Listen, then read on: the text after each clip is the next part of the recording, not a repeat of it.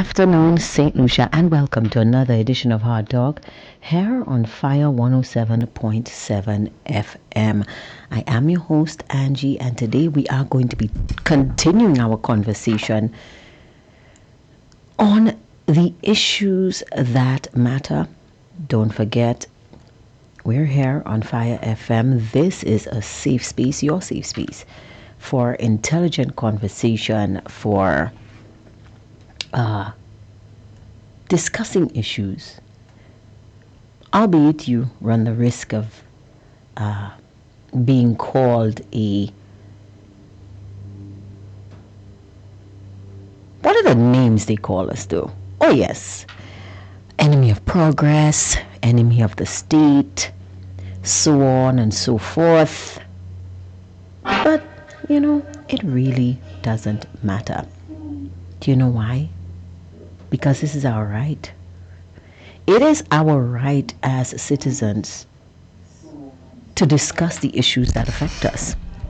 It is our right as citizens to go out there and ensure that the persons we pay,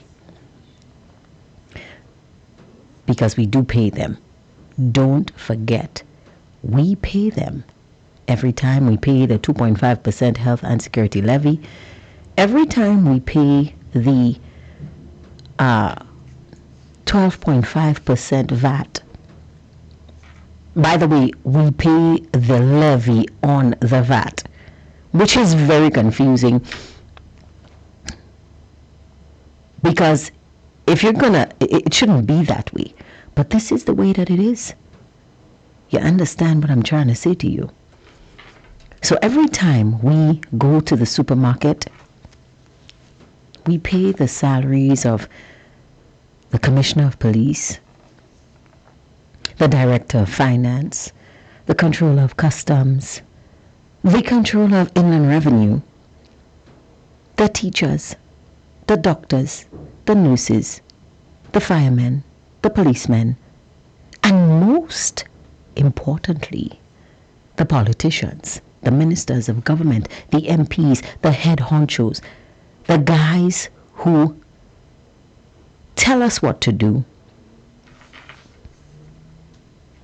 and who ensure that we either pay or conform based on their policy. And I don't want you to ever forget it, St. Lucia. Never forget that we are the employer. You and me, Joe Public, we're the ones who foot the bill. So they can call us every name they want to under the sun, but this is our business. The business of the country is our business. So, guys, without further ado, let's talk about some of the issues that affect us in St. Lucia, and the big ticket issue right now is how a gentleman, I shouldn't call him a gentleman, I shouldn't be so diplomatic and call him a gentleman. Let me correct myself. Sometimes you need to correct yourself, guys. The big ticket issue is how a perpetrator, that's what I'm going to call him, a perpetrator who the police emphatically suggested should not be released on bail, was able to apply to the High Court,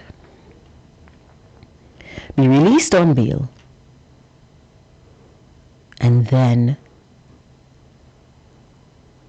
stalk, terrorize, and murder his 24-year-old wife.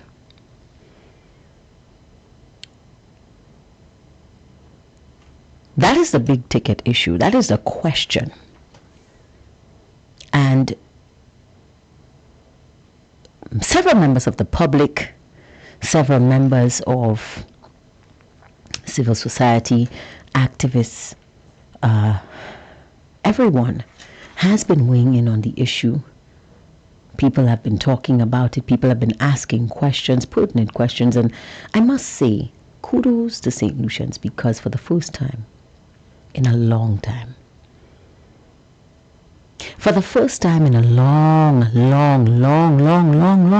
overdue time, I see my countrymen give me faith. They give me hope. They make me happy to be St. Lucian. Because for the first time in a long time, St. Lucians at home and in the diaspora, they're rallying. They're rallying around Joyce and Toma. They're rallying around this issue. They're asking the pertinent questions. They're demanding accountability. This is not the issue that you want to spark the flame of togetherness and unity in the country. I would have loved if this situation had never taken place. I would have loved if Joy St. Uma was sitting somewhere listening to Hardtalk right now, opining on a different matter that has sparked national interest. That would have been my ideal day. But it's not the day that I'm having. I would have loved for this unity to result from something positive. Do you guys recall, and I still get emotional when I think about it, when Julian Alfred stepped over that line and secured that gold medal? That was the moment I wish I was having today. A moment of pride, unity.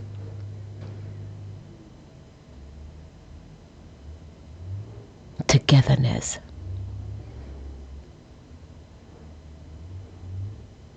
My family has a saying. They say it always takes a funeral to bring all of us together in the same room. And this is happening to our country right now, and as regrettable as it may seem, this is the opportunity that we have. This is the spark that we needed to remember that we are all one St. Lucia. I just needed to say that. I saw St. Lucians rallying together, signing a petition. By the way, I've yet to sign. I really want to sign this petition. Anybody who has a link for this petition, although my daughter has promised to send me one, please feel free, send it, because I need to sign this petition.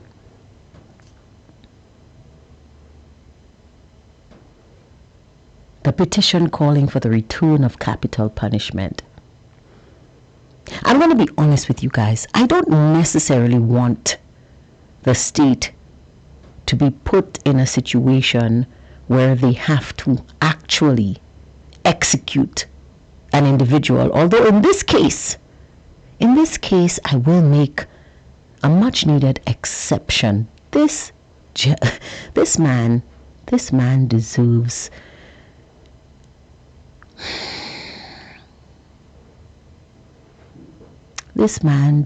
biblical justice. An eye for an eye, a tooth for a tooth.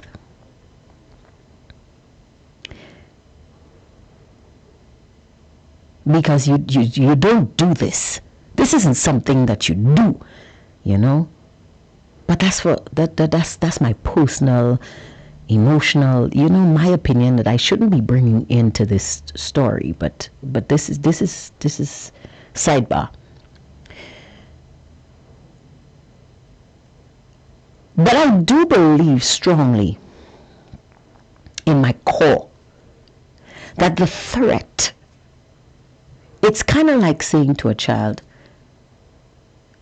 it's kind of like that look that your mom gave you when you were young. That look that you automatically know how to give your children that says, you need to stop. That's what I think having capital punishment on the books is.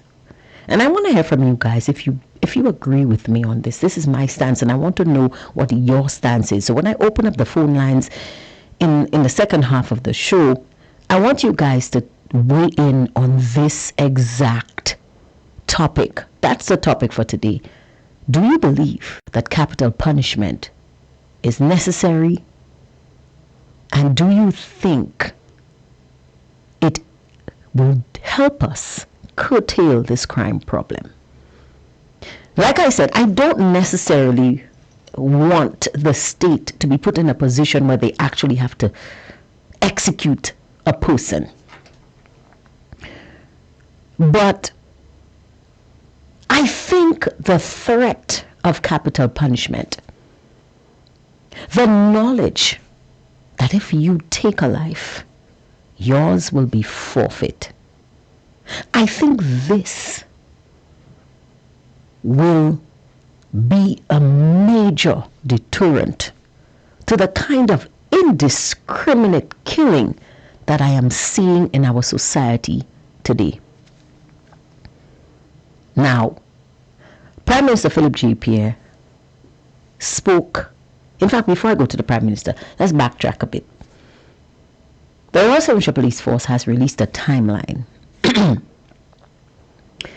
of how things transpired, how this man, Primus Toussaint, they've released his name and his image, was able to get the opportunity. He had the motive, but how he was able to get the opportunity to murder his estranged wife, Joy Sentuma. Now, guys, you would recall that there has been evidence, recordings of phone calls, Joy making several attempts to have this man stay away from her and her daughter, the police going out in search of him, attempting to apprehend him evading police, until he was finally caught and arrested. The continued threats, the assaults, the protection orders, the frustrated letter of frustration, that's what I'm going to call it, that she eventually issued to the police, earmarking all of her frustrations with this process. Every effort that Joy Sentuma made to safeguard her life and well-being and that of her child. Up until the day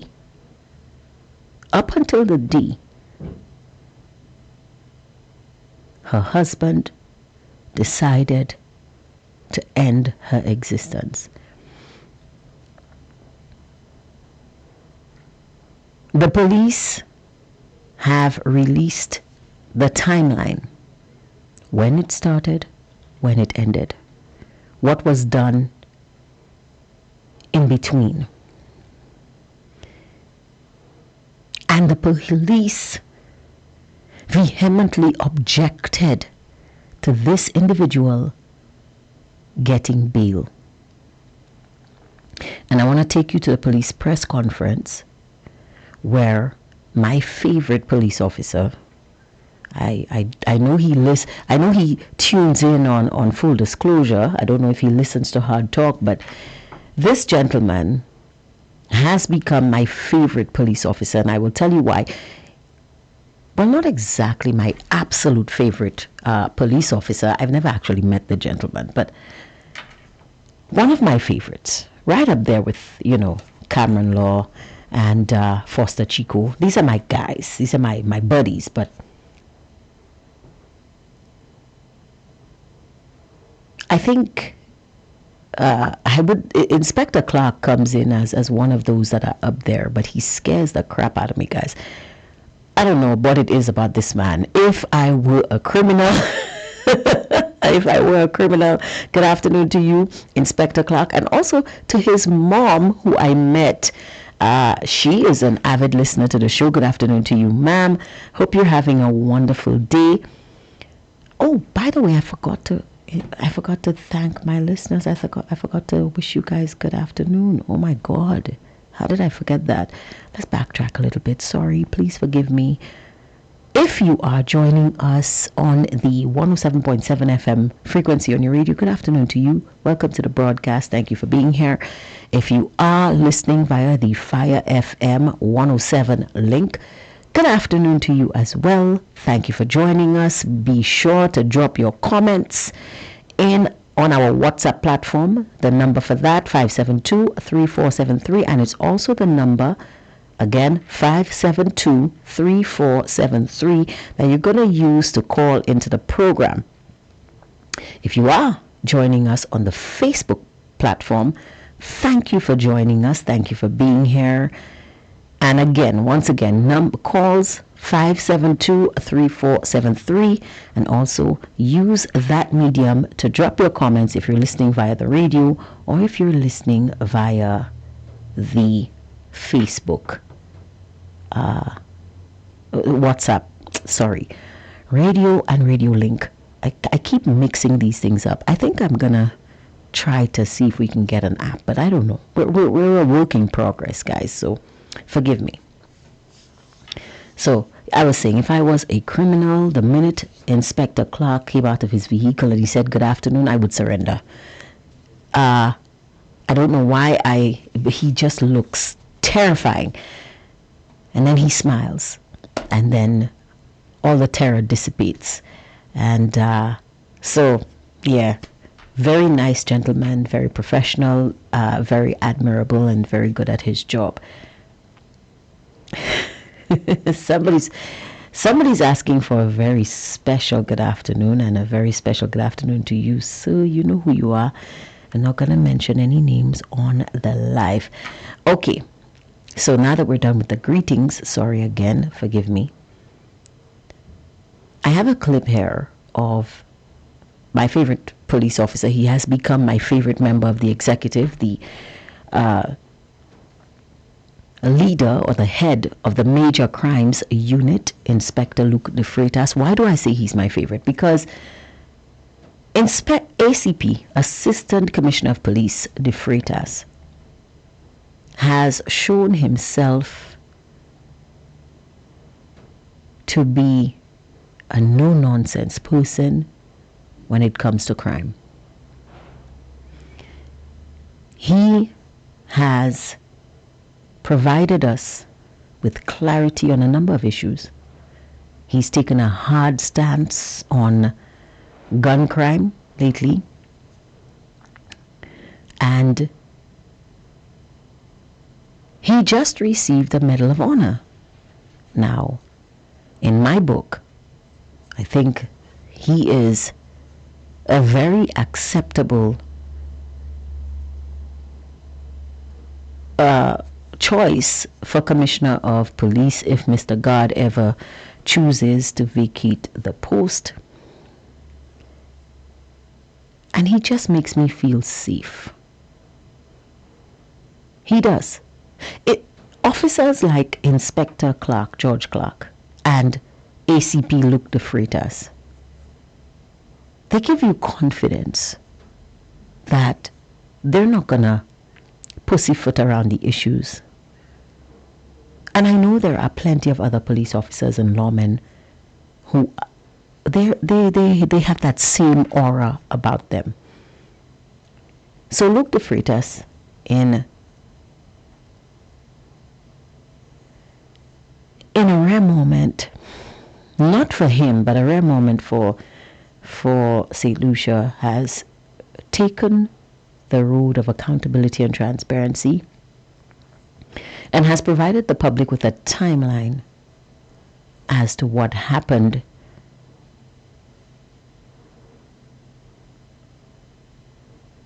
the handling of law enforcement in the Joy St. Omer case. And this happened yesterday, I think. This happened yesterday at a police press conference. I have not been able to ascertain a full video of the conference. I wanted to bring it to you guys here live, but I got a clip of the part that I wanted, and let me attempt to play this for you right now. Sometimes, bear with me, guys. I got one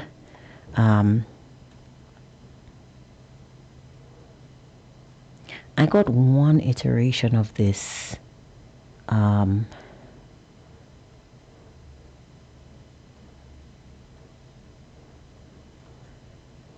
trying to clip this, but it's not clipping. Don't know why.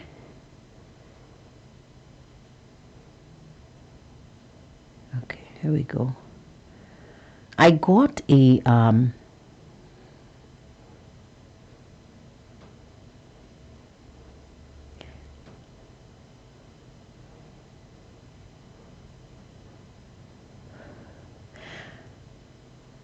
I got a copy of this, but for some reason the audio was not too clear, and so I'm attempting to use a second medium to bring you this video. It's through no fault of ours, guys. For some reason, whoever was filming this did not check their audio levels. This happens sometimes. Oh no, this is the wrong video.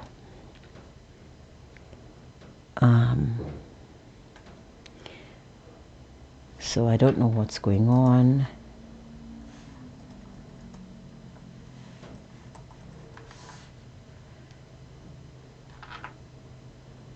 I'm going to have to try to see if I get this from another news medium. Bear with me, guys. Okay,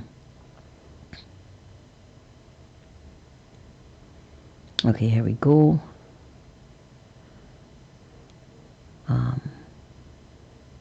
Here we go. Let's see if this one plays. Fingers crossed, guys. So this is Luke De Freitas, ACP, Assistant Commissioner of Police, Luke De Freitas, giving us a detailed timeline, or as much as can be said about the happenings, the way this was handled by the police, and I guess Mr. De Freitas would be the point person on this because, like I said, he is the head of the Major Crimes Unit, and as such, these investigations, they fall under his purview. Somebody is sending me another clip of this, but like I said, the first one I saw, it did not. Hold on.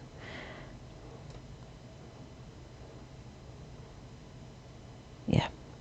Okay, the audio on this one is not too well, but not too good. But this should be great. So let us take a listen, because you guys, you need to understand. We need to understand what happened. This young lady should be here with us today. We need to understand what happened. So once again, let's take a listen. This is Assistant Commissioner of Police, Luke De Freitas, head of the Major Crimes Unit. this situation first came to the Ancillary Police Station on Thursday the 19th of February 2026 when Ms. Joyce Santoma made a report of assault to the Ancillary Police Station. She was interviewed and referred to the family court for further intervention. Ms. Santoma returned that same day, the 19th of February, about 5:10 p.m. to the Ancillary Police Station equipped with an interim protection order for 3 days. Along with that interim protection order was a summon for Primus Tucson to appear before the family court on Tuesday, the 24th day of February 2026. Immediately, the Ancillary Police Station proceeded with Ms. Joyce Santoma to a residence shared by herself and Mr. Primus Tucson, where the interim protection order was served on Mr. Tucson. He was also served the summon to appear before the family court on February 24th, 2026. On February 24th, 2026, Ms. Santoma along with Mr. Tucson did appear at the family court, and at that sitting, the interim protection order, or the protection order was extended for 6 months.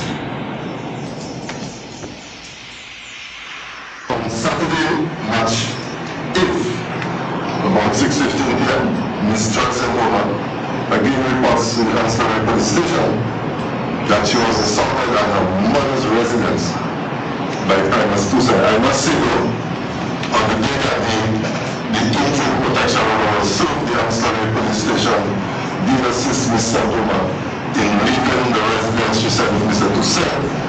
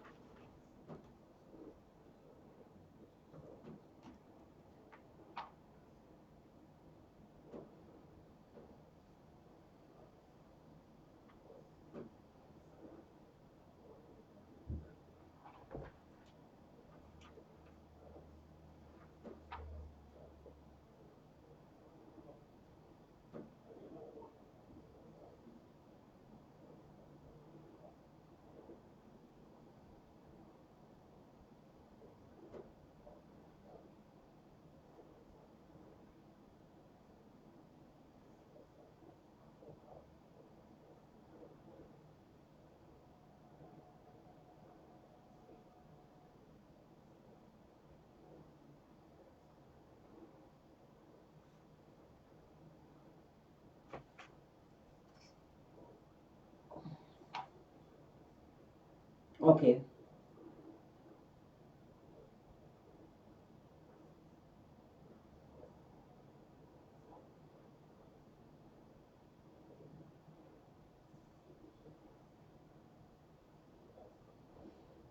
Okay, we're having some issues. Some people are saying that there is no sound. Um, let's try this again. I have to tweak. Okay, let me just try this again, guys. You guys are sending me to learn all kinds of tricks. Let me tell you. All right. I don't know what's going on here, but somebody said. Um,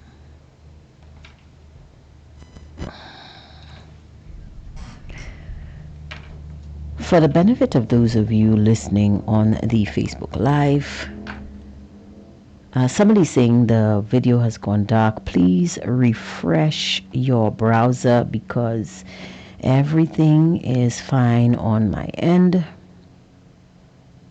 I'm going to refresh the video just in case. Those of you listening on the link, please let me know if there is any disruption in your broadcast, and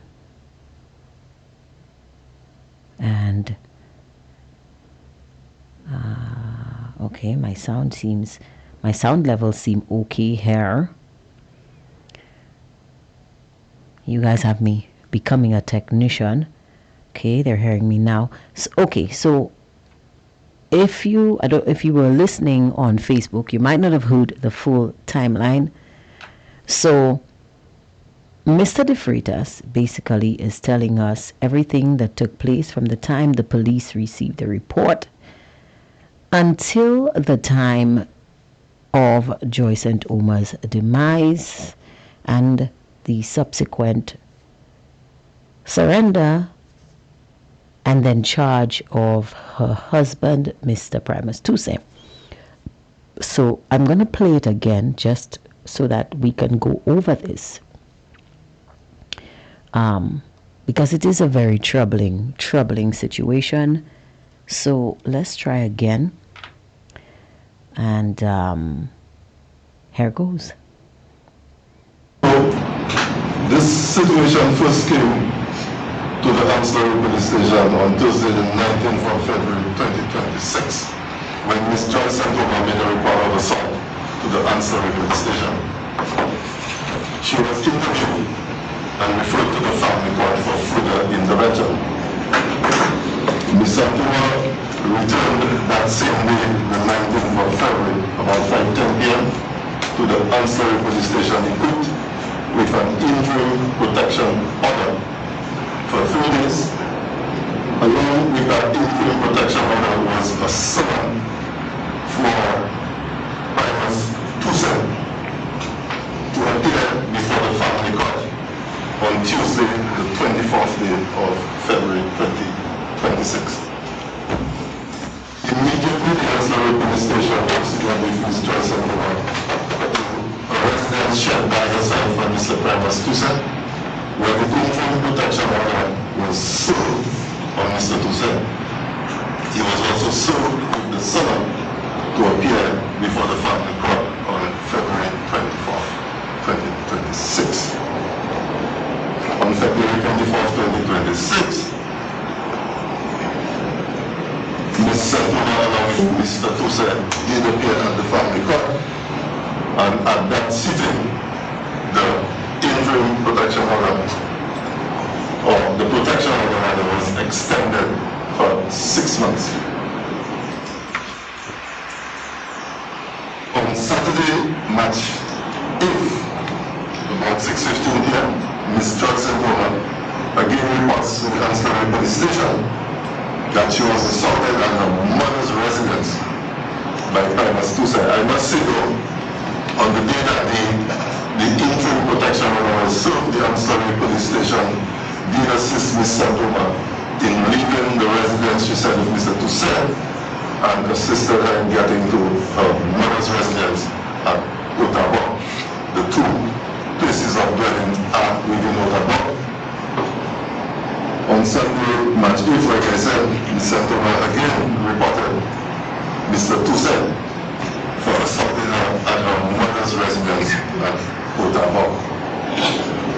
On Monday, the 9th day of March, Ms. Joy Santoma was comprehensively interviewed by the Ancillary Police, and a statement was recorded from her in which she recounts other incidents in addition to the assault on Sunday. On Wednesday, March 11, after several attempts were made on the days previous to arrest Mr. Primus Toussaint, an operation was launched which extended between Carriers and Marigold in an effort to locate Mr. Toussaint. Mr. Toussaint was eventually arrested at his residence about 9 a.m. that March 11.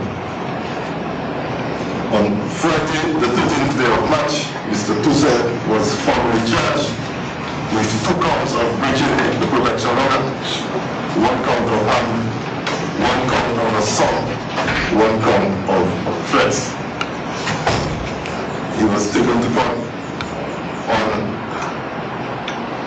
the Monday following, and he was remanded to the Bodley Correctional Facility after the police objected to his bail. On the afternoon of Tuesday, April 21, 2026, the police investigators received information from the Office of the Director of Public Prosecution that Mr. Toussaint has applied for bail before the High Court. On the morning of Tuesday, 22nd, 2026, the Crown Counsel attached to the Office of the DPP informs the investigator that Mr. Primus has been granted bail at the High Court.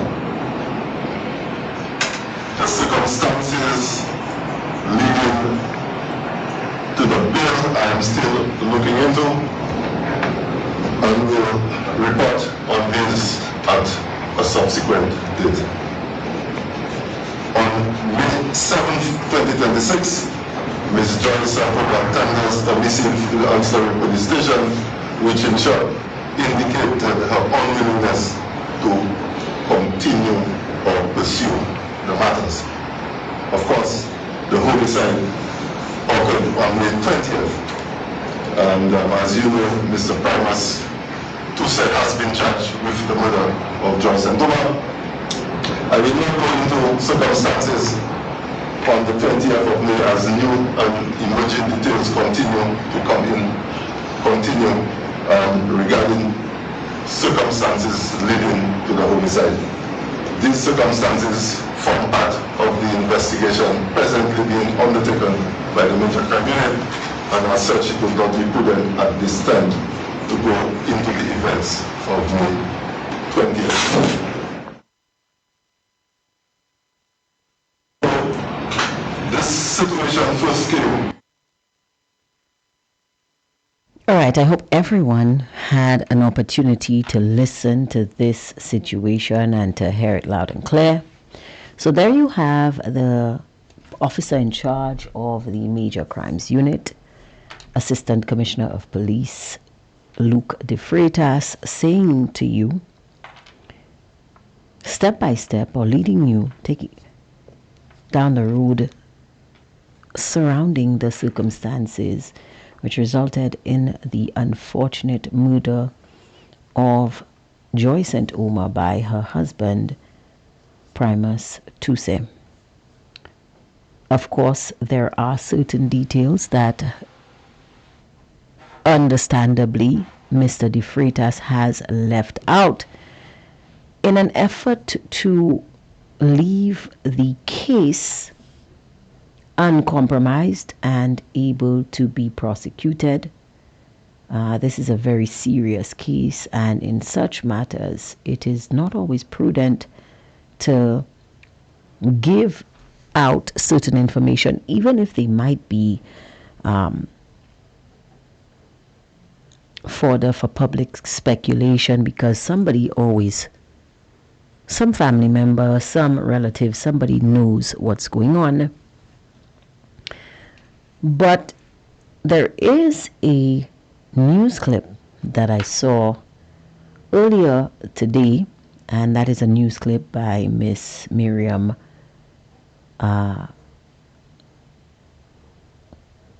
Montoute, which gives a bit more insight into the situation, because contrary to popular opinion, or well, because the public doesn't know, Mr. Tuse was not simply released on bail and told to, proceed as he pleased. There were conditions attached to this bail agreement that in that clip you do not hear, but in the news clip they are expounded upon. And so, in all fairness, I want to bring you the news clip, DBS television, by Miss Miriam Montoute, I think is the reporter, just to give you a bit more insight into what really transpired. You might hear a lot of the same information you just heard over.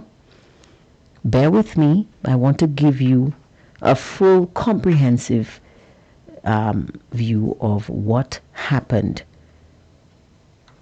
So let's just take in this news clipping because it does give a bit more information. Assistant Commissioner of Police Luke De Freitas provided a detailed timeline of events leading up to the murder of 24-year-old Joy St. Omer. De Freitas says that the situation was first brought before the Ancillary Police Station on Thursday, 19 February 2026, when St. Omer made a report of assault. De Freitas states that St. Omer was interviewed and referred to the family court for further intervention. St. Omer returned that same day about 5:10 p.m. with an interim protection order for 3 days, along with a summons for her estranged husband, 34-year-old Primus Tuse, to appear before the family court on Tuesday, 24 February 2026. De Freitas says that the ancillary police immediately went with St. Omer to the residence she shared with Tuse, served him the court documents, and assisted her in leaving the premises to go to her mother's residence. On February 24, 2026, Ms. St. Omer along with Mr. Tuse did appear at the family court, and at that sitting, the interim protection order, or the protection order rather, was extended for 6 months. On Saturday, March 8th, about 6:15 p.m., Ms. Joy St. Omer again reports to the Ancillary Police Station that she was assaulted at her mother's residence by Primus Tuse. De Freitas says the following day, Monday 9th March, St. Omer was comprehensively interviewed by the Ancillary Police. A statement was also recorded in which she recounted the Sunday, March 8th assault, among other incidents. On Wednesday, March 11, after several attempts were made on the days previous to arrest Mr. Primus Tuse, an operation was launched which extended between Canaries and Marigo in an effort to locate Mr. Tuse. Mr. Tuse was eventually arrested at his residence about 9 a.m. that March 11th. On Friday, the 13th day of March, Mr. Tuse was formally charged with 2 counts of breaching the protection order, 1 count of harm, 1 count of assault, 1 count of threats. Tuse was then taken to court the following Monday, March 16th, and was remanded to the Bodley Correctional Facility after the police objected to his bail, which was denied by the 1st District Court.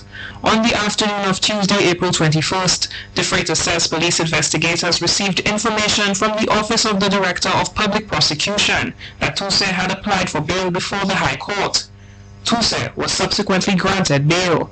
The circumstances leading to the bill I am still looking into, and will report on these at a subsequent date. On May 7th, 2026, Ms. Joyce Santoma tenders a missive to the Ancillary Police Station, which in short indicated her unwillingness to continue or pursue the matters. Of course, the homicide occurred on May 20th, and as you know, Mr. Primus Tuse has been charged with the murder of Joyce Santoma. The Freitas did not delve into details of what occurred the day of St. Omer's murder, as emerging information forms part of investigations being undertaken by the Major Crimes Unit. The Freitas did, however, say that he obtained a copy of the recognizance to appear signed by Tuse at the High Court.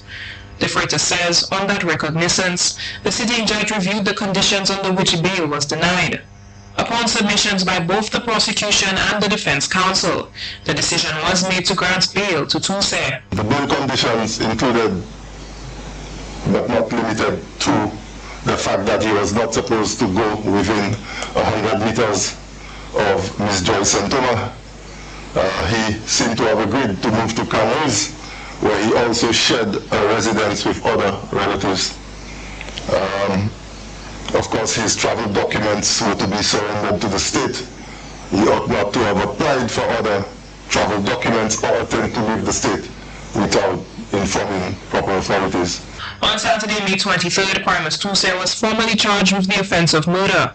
The following Monday, he was taken before the magistrate's court in Castries, where he was remanded in custody until June 30th, 2026.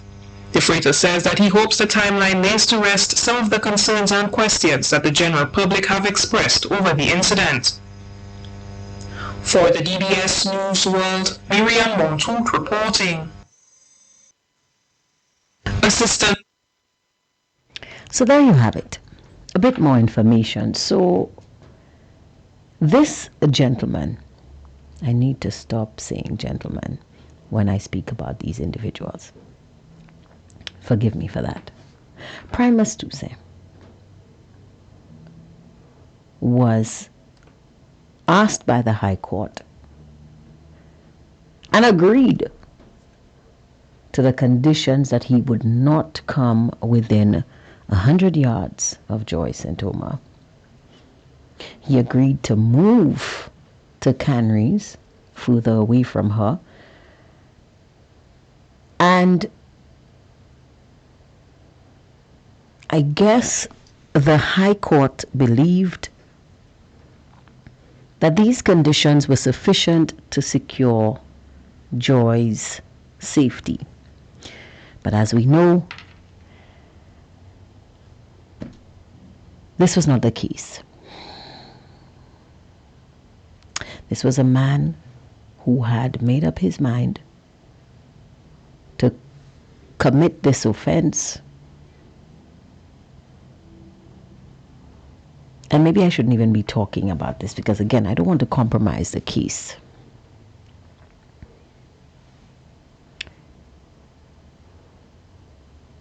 But all of these precautions that were taken, none of them ensured Joy Santoma's safety. So at least someone, and once again I want to thank Assistant Commissioner of Police Luke de Freitas for providing us with this clarity so that we understand what transpired. We will not understand the how or the why,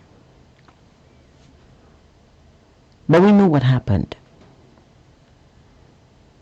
And then I go back to my question earlier today, and that's the question I want to pose. That's the conversation I want to start. Do you believe, as a member of the public, two questions in fact. One, do you believe that capital punishment, or the return of capital punishment, and capital punishment, of course, is executions.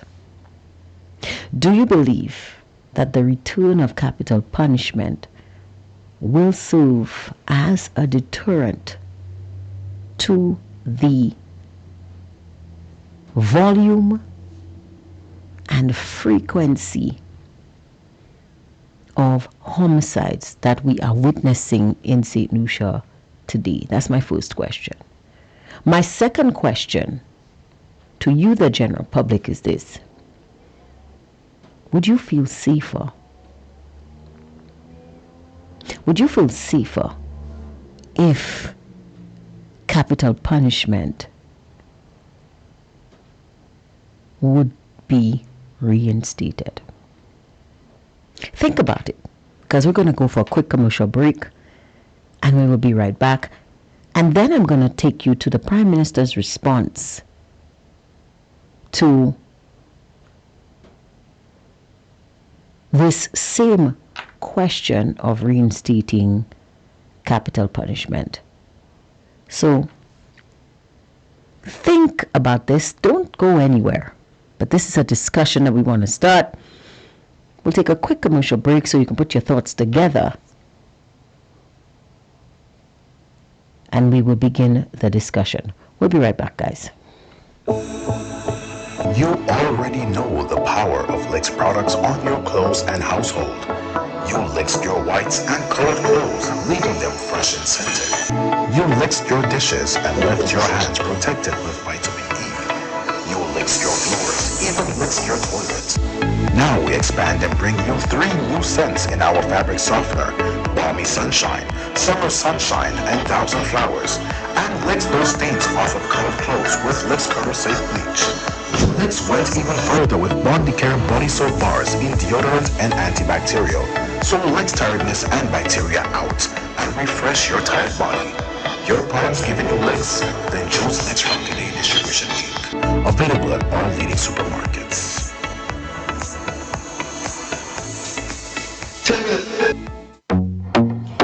Looking for a new way to enjoy your St. Lucia vacation? Book a tailor-made tour with Sea Breeze Adventures.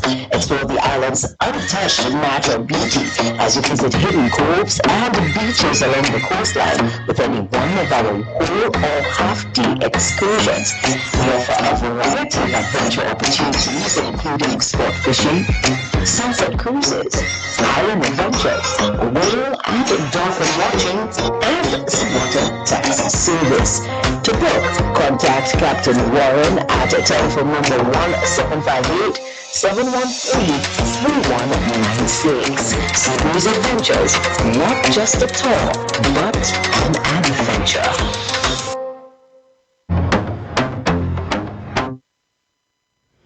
We're back here on Fire 107.7 FM. This is Hard Talk. Today is Friday, May 29th, 2026, and the topic up for discussion, guys.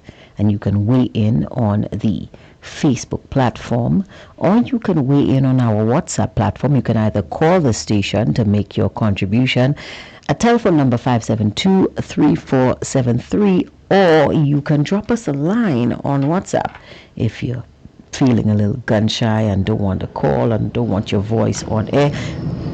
I mean, if you're at work and you don't want your boss to know that you're participating in this discussion, of course, drop us a line on Facebook. On Facebook. Our page is Fire 107.7 FM, or on the WhatsApp platform. Again, the number 572-3473. And I'm going to open up the phone lines right after I play you this clip. So the question this afternoon, guys: 1, do you believe that the reintroduction of capital punishment, aka executions, will be a deterrent to the volume and the frequency of the homicides that we are seeing in St. Lucia today? And question 2, would you feel safer if capital punishment was back on the law books? Now, Prime Minister Philip G. Pierre, of course, as you know, at the pre-cabinet press briefing, was asked the question, what does he think about this petition that is going around to bring capital punishment back? And in his usual style, the Prime Minister had several things to say, some of which I just... But let's let him speak. Let's hear what he says.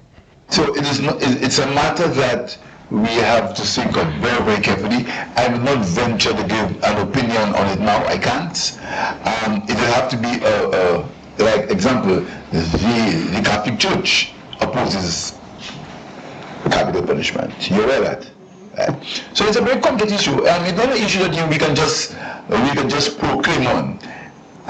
At this point, I'm not willing to say, nor am I in a position to say whether we will bring back hanging or not. But I can tell you, many people in the country are asking for the return of hanging, of capital punishment. Many people.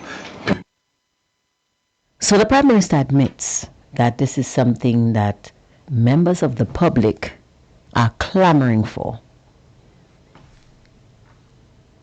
But in his usual fashion, he circumnavigates everything, forgetting, of course, that he is the Prime Minister of St. Lucia, the Minister for National Security, and that he is beholden to the good men and women, the electorate, that have caused him to be elected in what he calls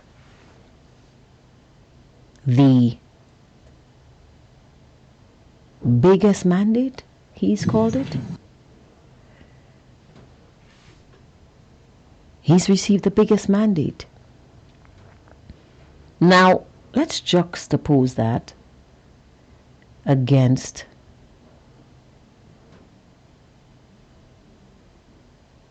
the opposition, the United Workers' Party. In fact, let's not even talk about party. Let's throw the politics out the window completely. Because this, in my view, is not a political issue. Although Mr. Titus Preville, former candidate for Babonneau, has said unequivocally, and I want to bring you back to Titus's comments on at the press conference that was held yesterday as well, where he says that there is no way not to bring politics into this issue, because the lawmakers are politicians. But I want to hear from you, average Joe Public.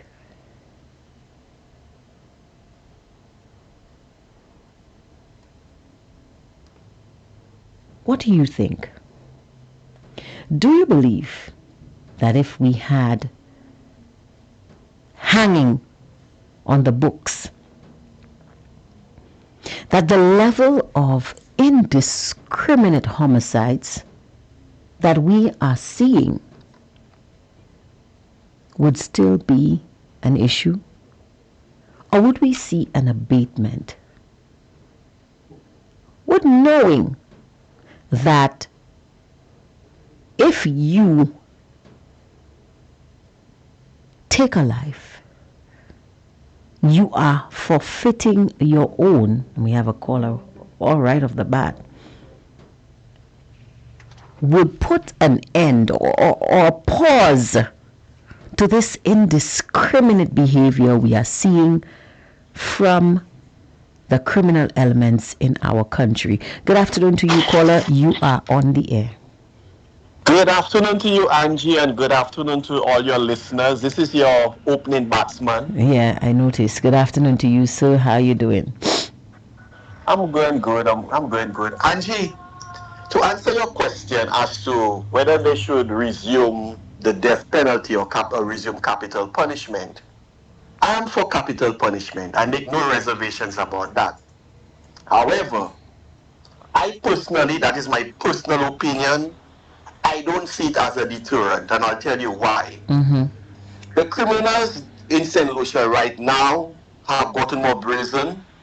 They have gotten more bold. They have convinced themselves that, look here, I know I'm in criminality, and at some point in time I will die. So they're not fearful. There's no fear of dying. If you speak to those young men in the ghettos, in those troubled areas, they will tell you, Angie, that they're not scared of dying. Wow. They will tell you that crime is a part of their life. Criminality, robbing, raping, stealing, killing is a part of them. That's their lifestyle. And they have come to the conviction that, look here, there's a consequence for being in crime. And that consequence is you live by the gun, you die by the gun. So they're not scared of dying. Wow. So You're saying that they have accepted it as par for the course. Yes, they have accepted it as a reality, and they're not scared of dying. You see that, and you can see that, and that's testimony to the fact that when you're telling me a gunman can open fire on a police squad.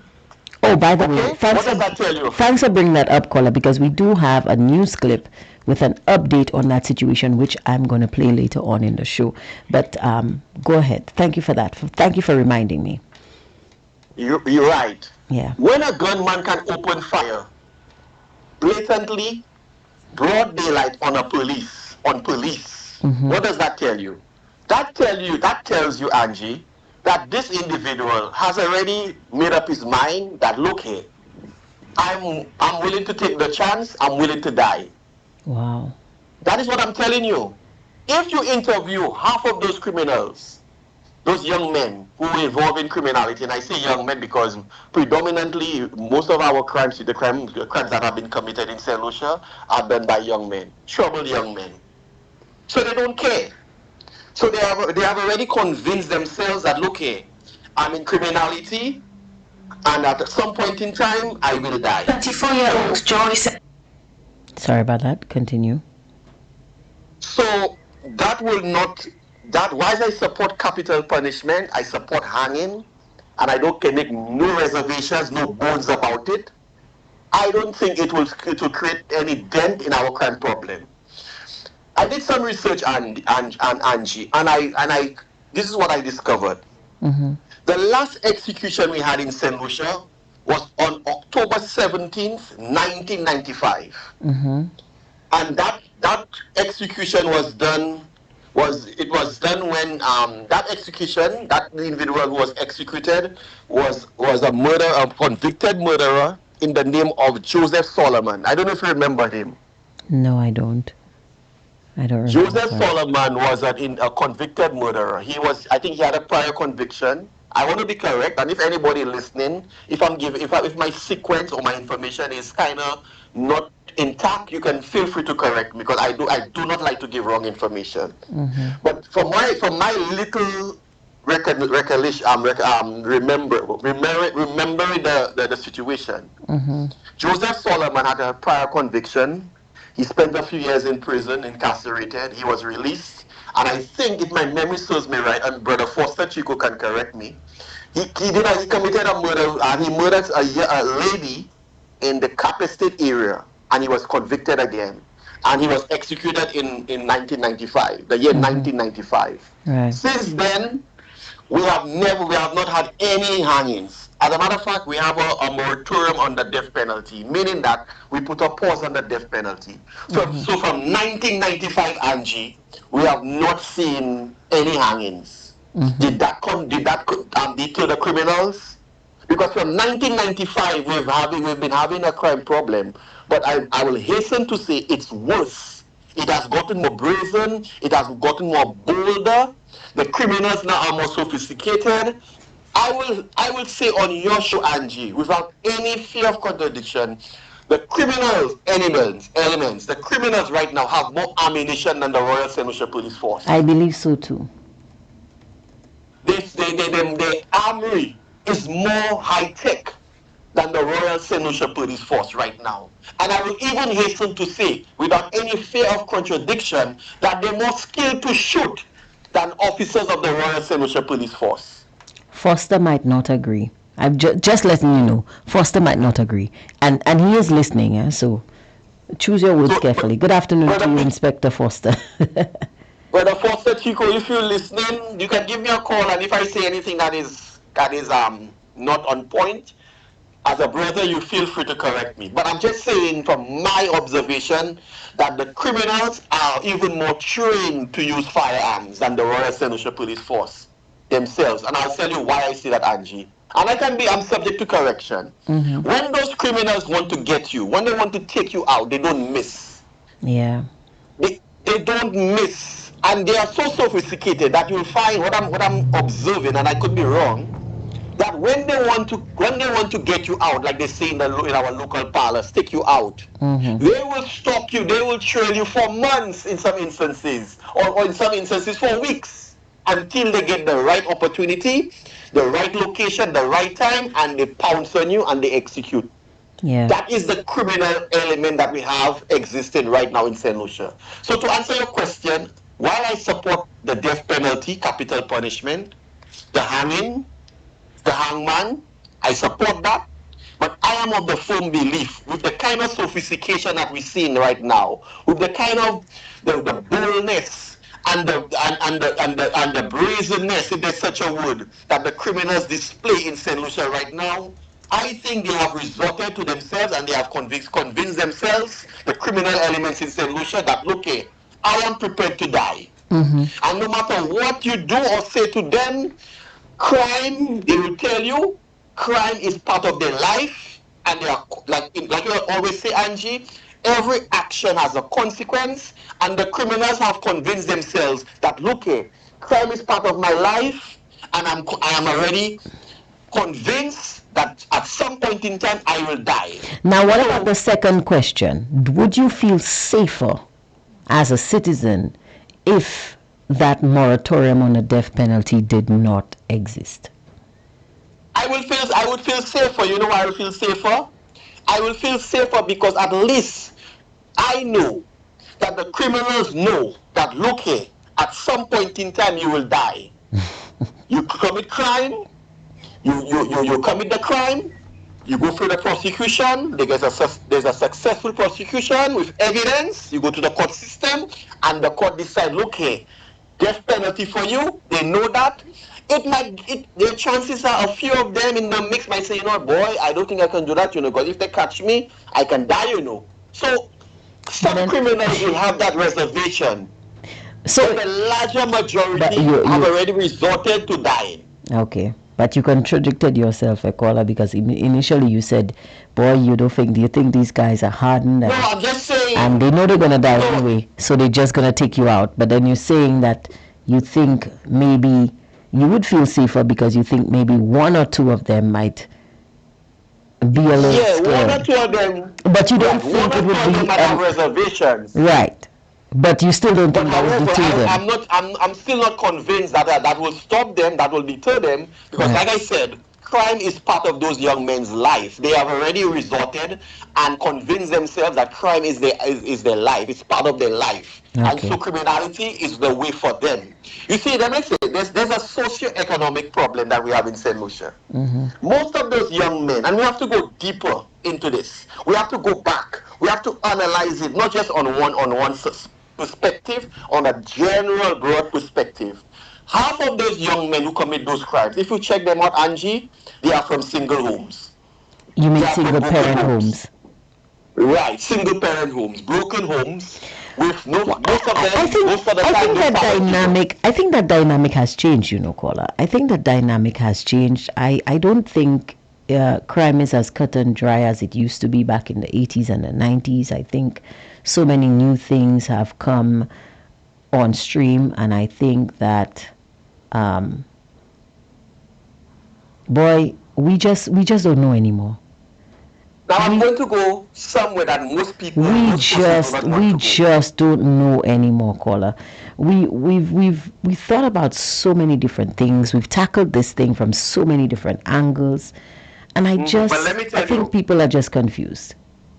let me tell you where I'm going, and you're leading me to something, Angie, quickly that I want to a place I want to go, and a lot of persons not even checking that, and they do not want to go there.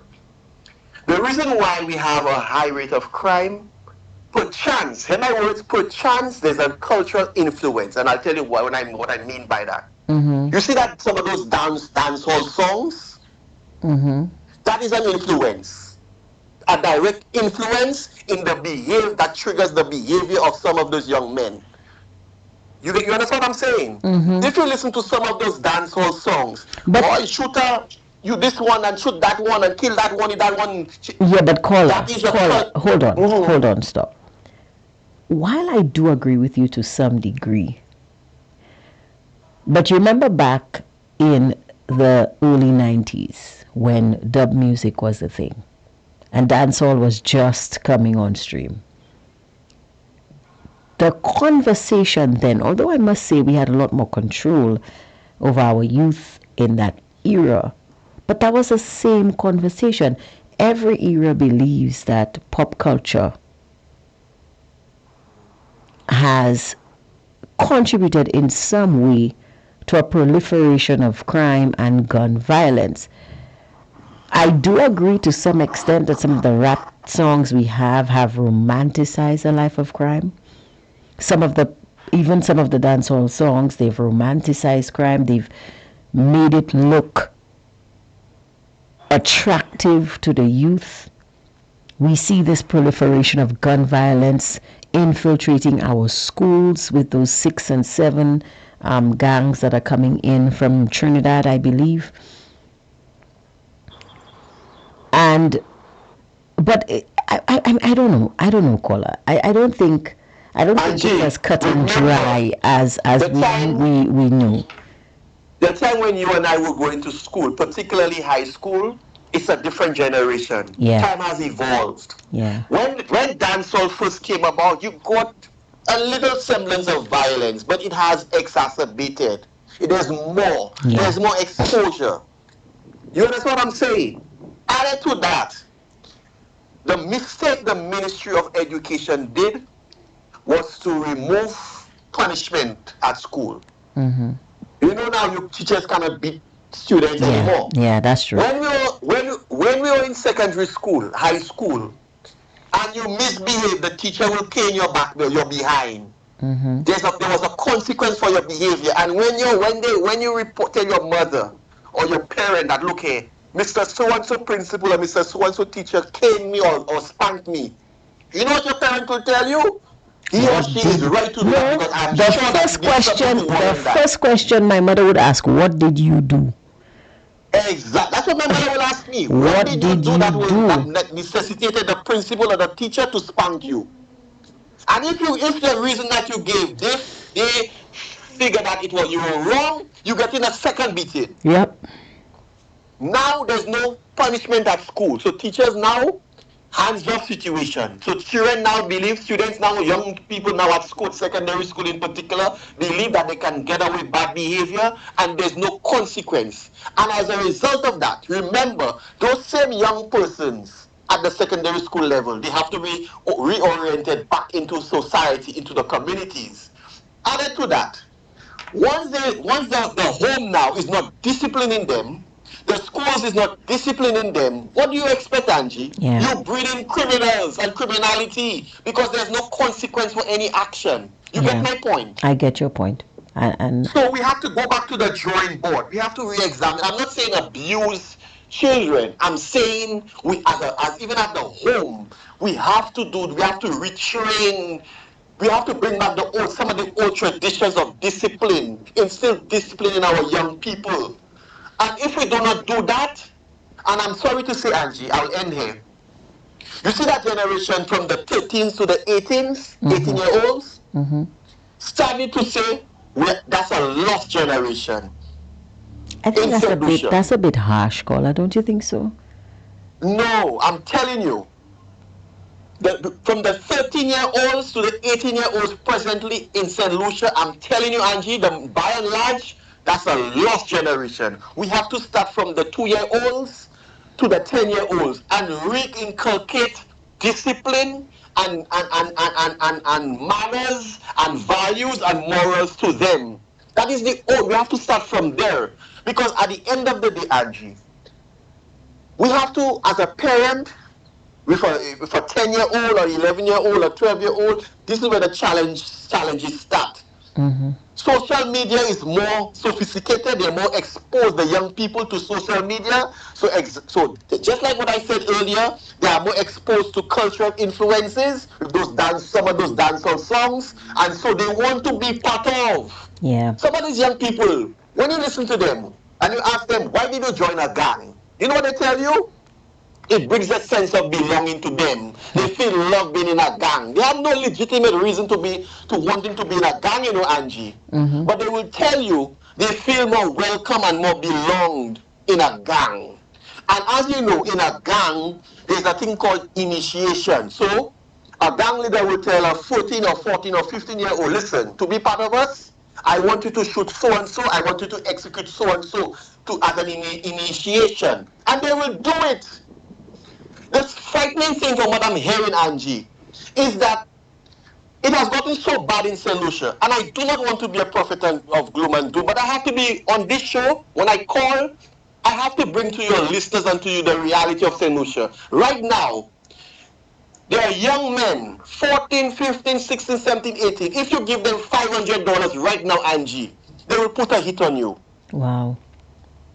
That is how bad it has gone. I'm telling you, Angie, from my intelligence, I am telling you. Well, caller, do like the Prime Minister and don't give us the full extent of your intelligence. But no, I do understand your point. The Prime Minister point. said he knows about the current situation, but he's not giving any information. I am full disclosure here. I'm borrowing Foster Chico's program today. Full disclosure. Okay, I get what you're saying, and you do have a valid point. You do have a very valid. You made several very valid points, but there are certain things that we shouldn't speak about on the air, and I don't want to head down that road.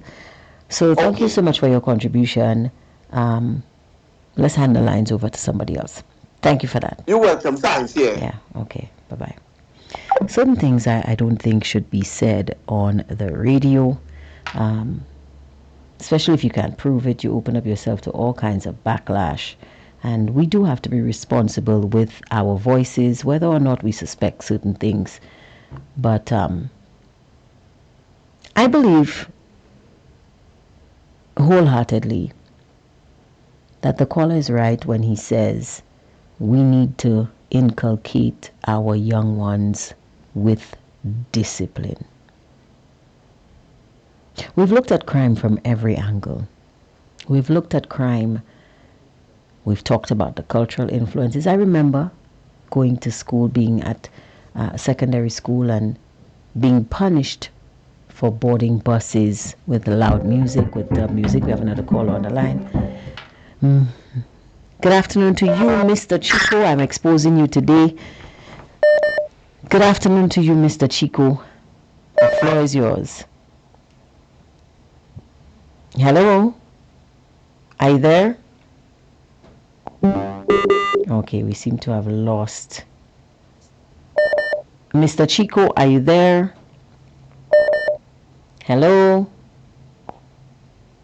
Okay, we seem to be having an issue connecting with Foster Chico.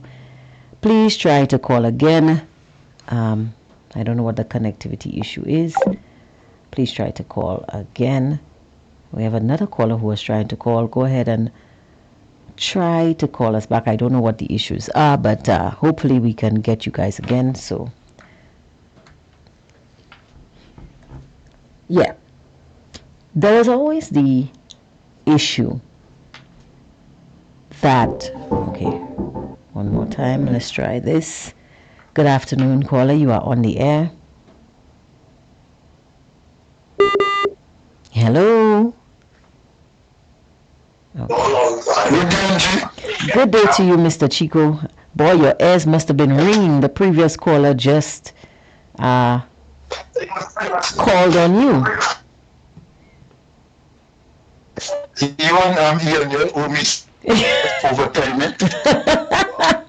Overtime and royalties, obviously. Royalty, yes. I remind you about 100 times. But what do you think about the question? Discussion is good. What do you think about the question? What is your do you believe?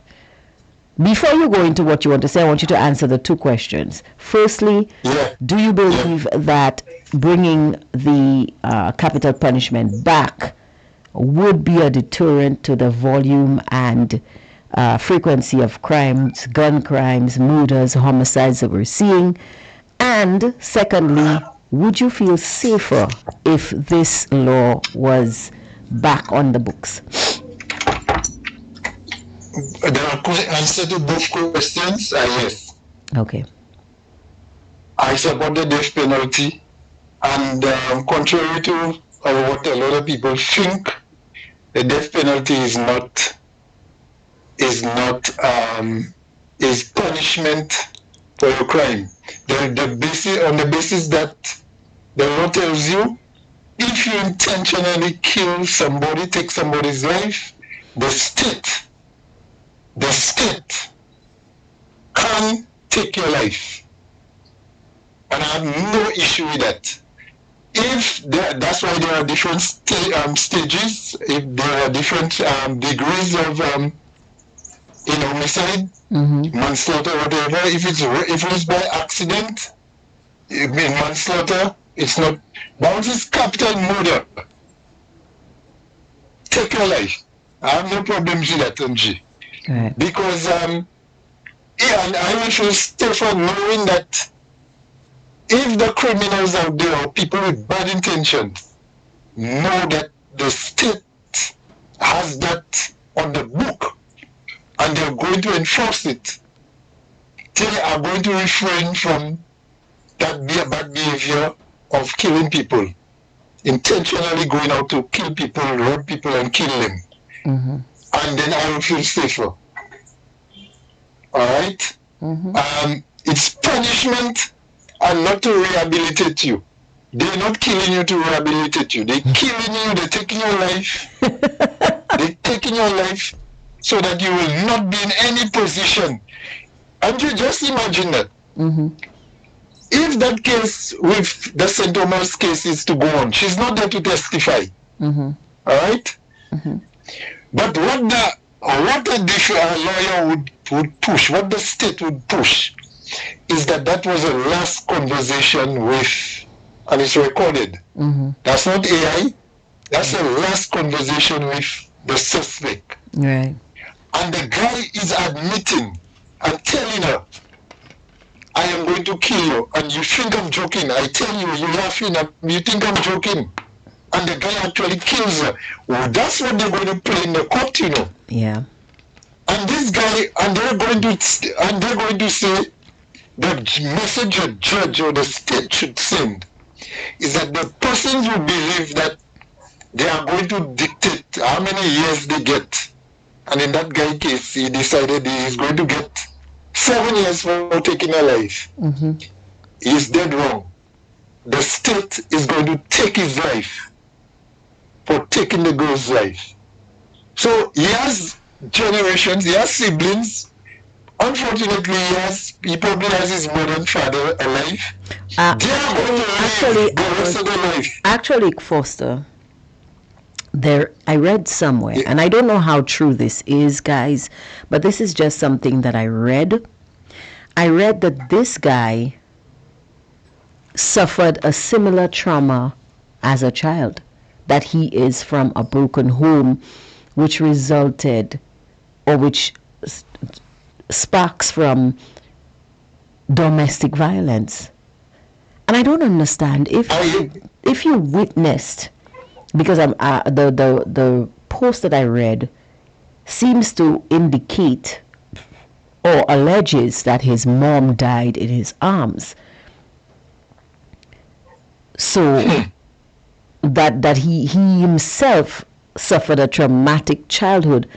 If you suffered a traumatic childhood, wouldn't your first instinct be not to repeat it? Anyway. Well, Angie, that's Angie, that's something that we have learned. That's a common phenomenon. When people who grow up with violence, if they don't receive this early and counseling, they are likely to repeat that. Yeah. We know that happens, but I am saying when the judgment, whenever the trial goes on and if he's found guilty, the judge, the message send out to on that judge, on that sentencing, is that the state is going to consider, and for persons who believe that they Could you repeat are yourself? going to decide, Hold on. they're the ones deciding. Could you repeat yourself, because you cut out for a minute there in the beginning? Could you just repeat that statement? Yeah, the court should send out that message to the public. You said you're going to do a crime. You tell yourself or tell the state how many years you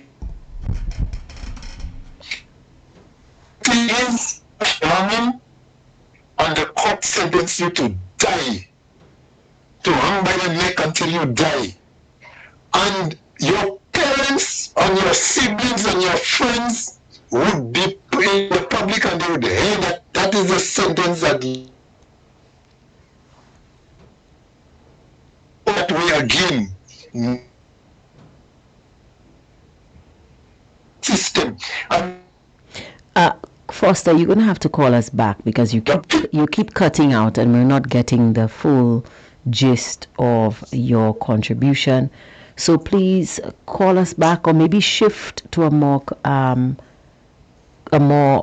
convenient location so that you can make your contribution. Problem. All right. 572-3473, guys. That is the number to call.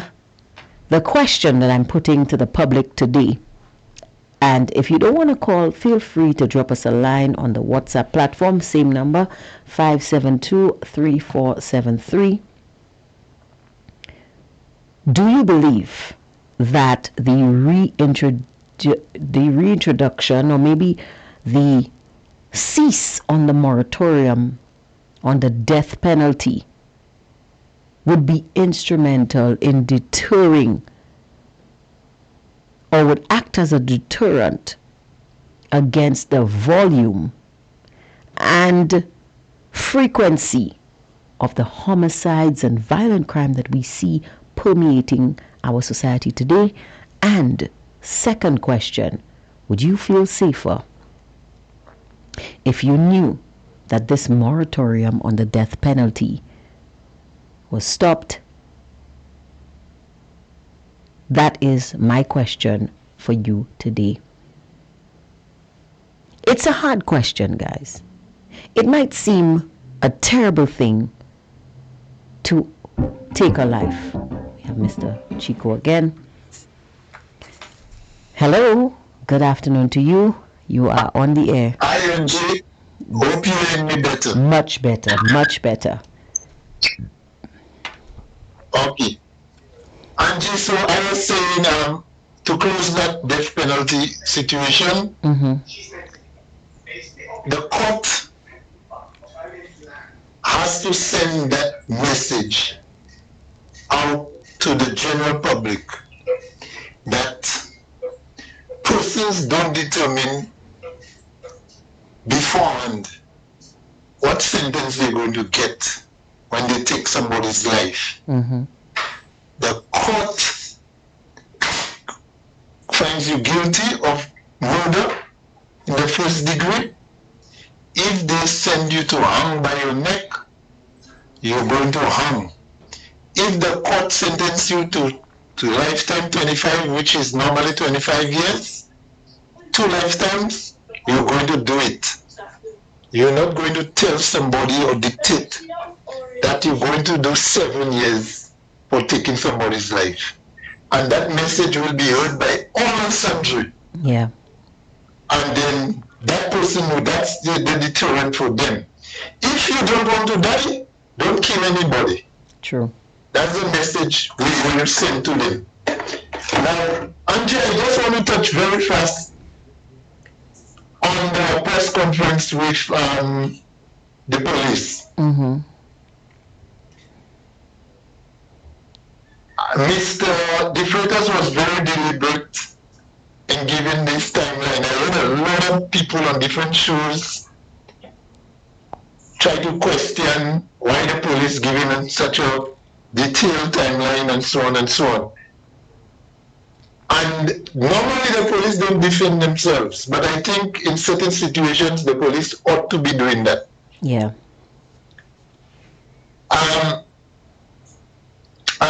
The question now is whether the action came on the final day when the young lady went to the Grosley and Ancillary police station. Did the police do sufficient to save her, Angie? Yeah. Now, this morning I was having a conversation with a police officer, and we were discussing that. Let us say I was the officer in charge of, let's say, the Ancillary police station at the time when that young lady would come to make that report, that final report that she made. I would dispatch my men, my vehicle, in search of the suspect.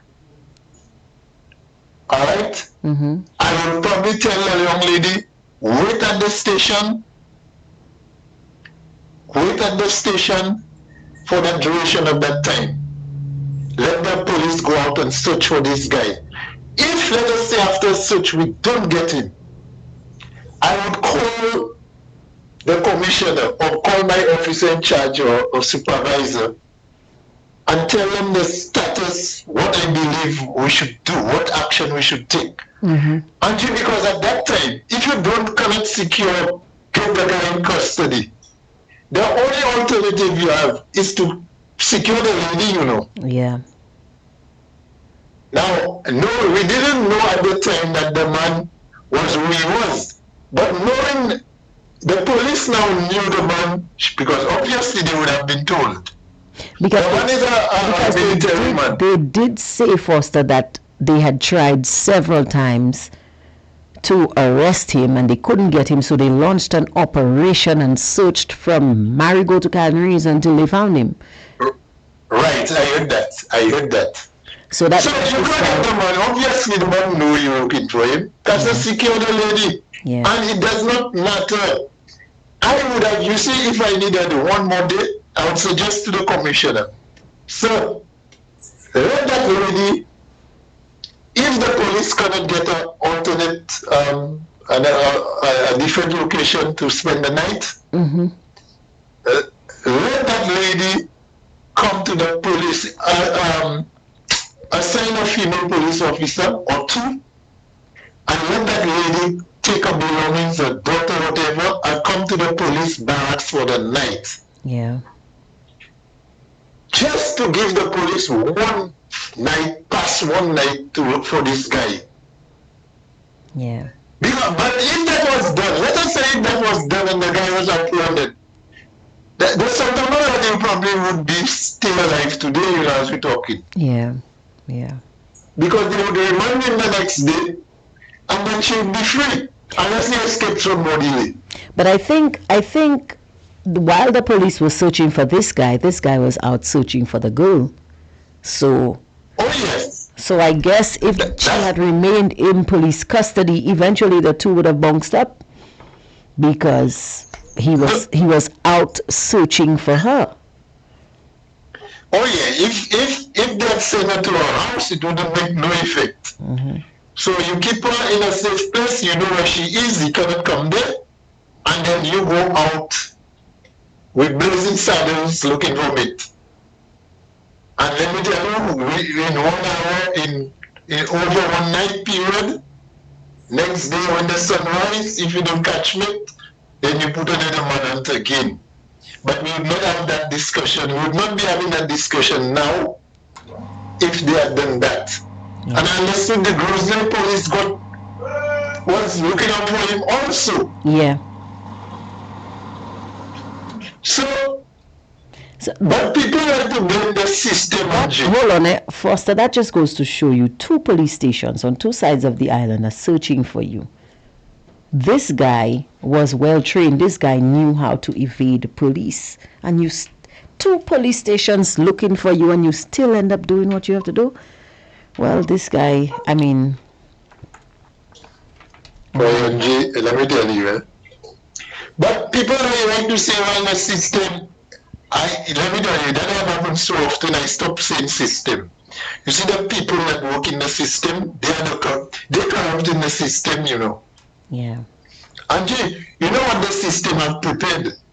The system have prepared black and white, protection order, bail, no bail, body, hanging. All of that is in the system. That's on the books. If you open the criminal code, you'll see all of those words in it. Mm-hmm. That's our system, the book. When we don't do A and we don't do B and we don't do C and we do E, that's when we're messing up the system. So people are not doing the work and then they want to say the system. But what is the system? Yeah. The book tells you what to do from A to B when you arrest a man. So, you know, again, now I said I'm reserving everything for 107.7 and full disclosure. Right. So, when we're discussing that matter, I will only discuss that matter. I only want to educate people on what I believe I know on Fire FM.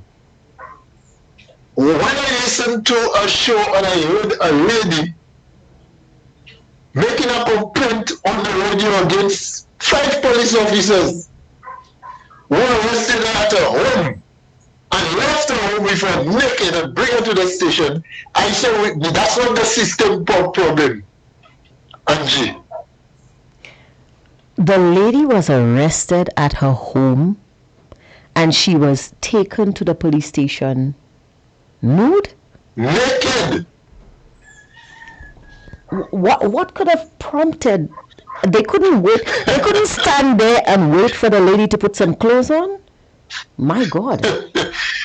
So Angie, when you hear this thing, now I'm not. That's a lady's story. The lady said that publicly, you know.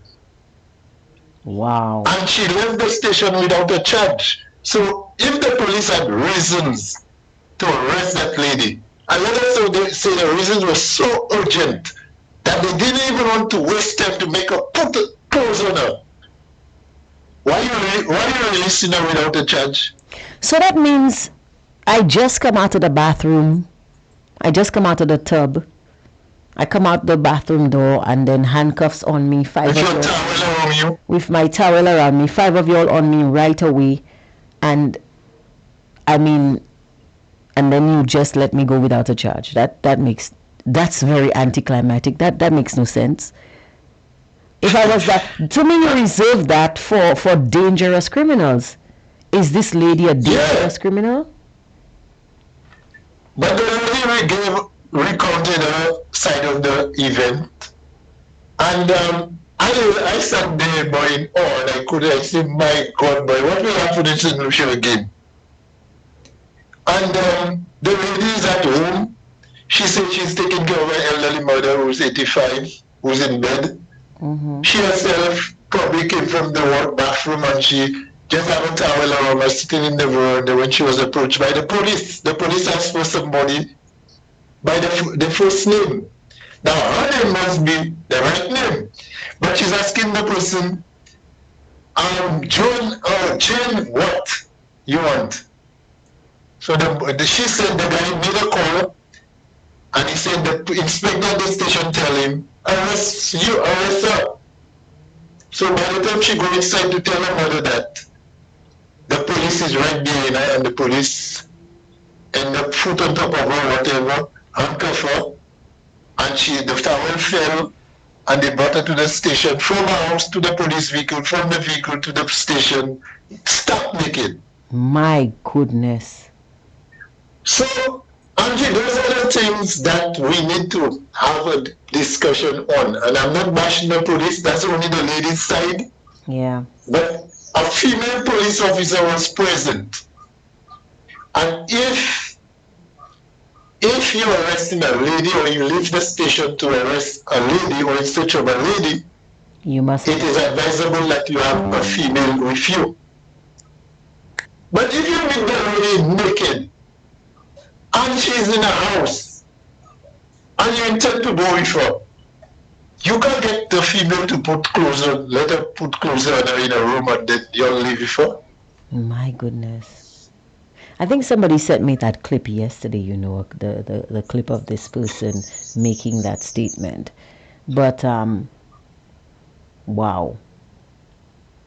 But Angie, let me tell you, we're going to explore that further on full disclosure. Yeah. With a view to making the people understand their rights and so on, and just also the police to know the how to arrest somebody, what you need to know, the powers of arrest, and how you are supposed to detain people, especially a man or female. Whether you're going to arrest her, whether you're going to handcuff her, whether you're going to, she's resisting to it, she's fighting you, and you're a weak policeman, and a lady beating you, you handcuff her if you have to handcuff her. But to get her naked and you bring her down to the station naked, come on. Wow. So we're going to be exploring that, Angie. But that has nothing to do with the system. That has to do all about understanding your work, what you understand the job to be, and how to effect an arrest, a proper arrest. And if you are not trained, if you lack training, you will do a lot of magie as a policeman. If you're not reading, you will do a lot of nonsense as a policeman. You must know the rules, you must know the criminal code like the back of your hand, and you will stay out of trouble. But if you're just doing things on emotions, you're already it as a policeman. That is why I called for training. Training. Angie, the last 3 years of my service, I was offering the officers at the Central Police Station every Monday in particular, or any time I'm available and you know I'm in the office and you want some help in something, come to my office. I'm never too busy for us to discuss something, an arrest or traffic accident or something. That is something I have always offered officers. Up to now.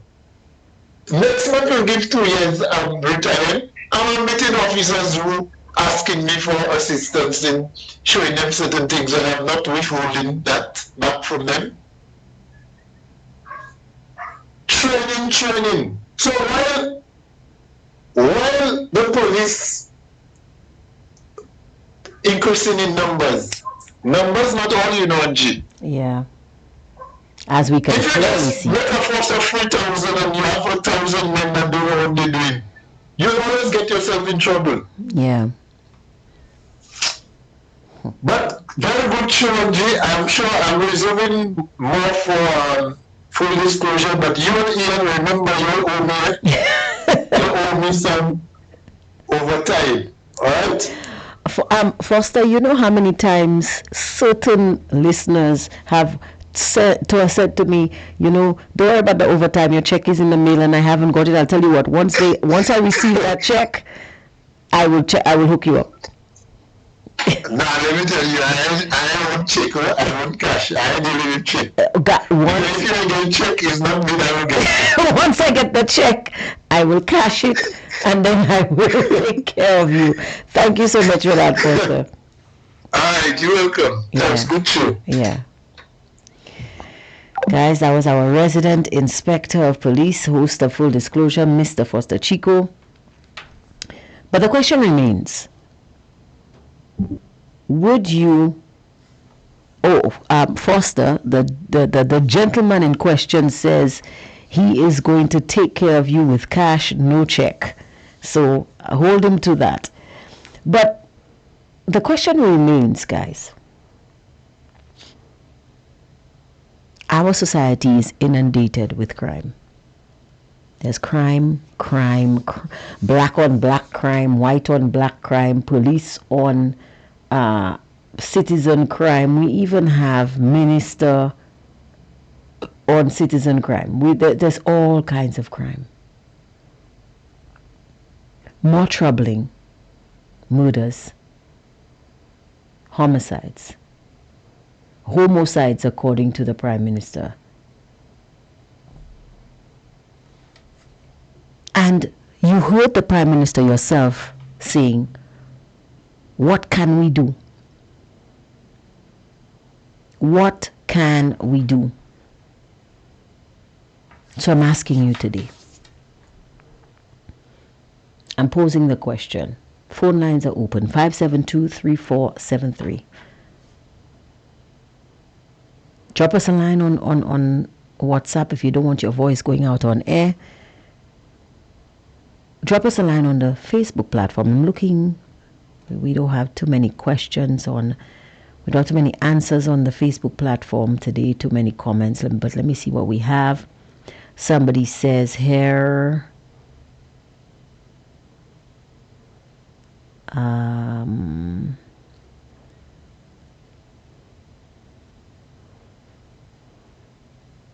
we also need a mega prison in St. Lucia, just like the one in El Salvador. Crime is down in El Salvador because of its prison system. Somebody is saying, I disagree, but I need more information. Please let me know what exactly you are disagreeing to. And somebody else is saying the death penalty started from the Old Testament in the Bible. All true, but I want to hear from you. It's time St. Lucians let their voices be heard. Stand up and be counted, St. Lucia. The questions today are, do you believe that the reintroduction of the death penalty or the cease on the moratorium regarding the death penalty would be a deterrent to crime in the country? We have a caller on the line. Good afternoon to you, caller. You are on the air. Angie, I heard you. Good afternoon, listeners. I heard you ask a question. Mm-hmm. Will you please ask that question again so that it could help me so that I could respond to it? Right. So I'm asking, do you believe that the death penalty, having the death penalty, will deter some of these individuals from committing crime, especially murder? And the second question is, would you feel safer if you knew that the death penalty was going to be enforced? I don't know if I could say yes or no, because you know why? That depends on why the person killed that person. Some people, you go down the street, somebody want to steal your chain, you help yourself, that person is dead. So let me just clear up some misconceptions for you. The death penalty, like Foster was saying earlier, not every murder is judged equal. So there are situations, there are different types of murders. For example, manslaughter, which is what you were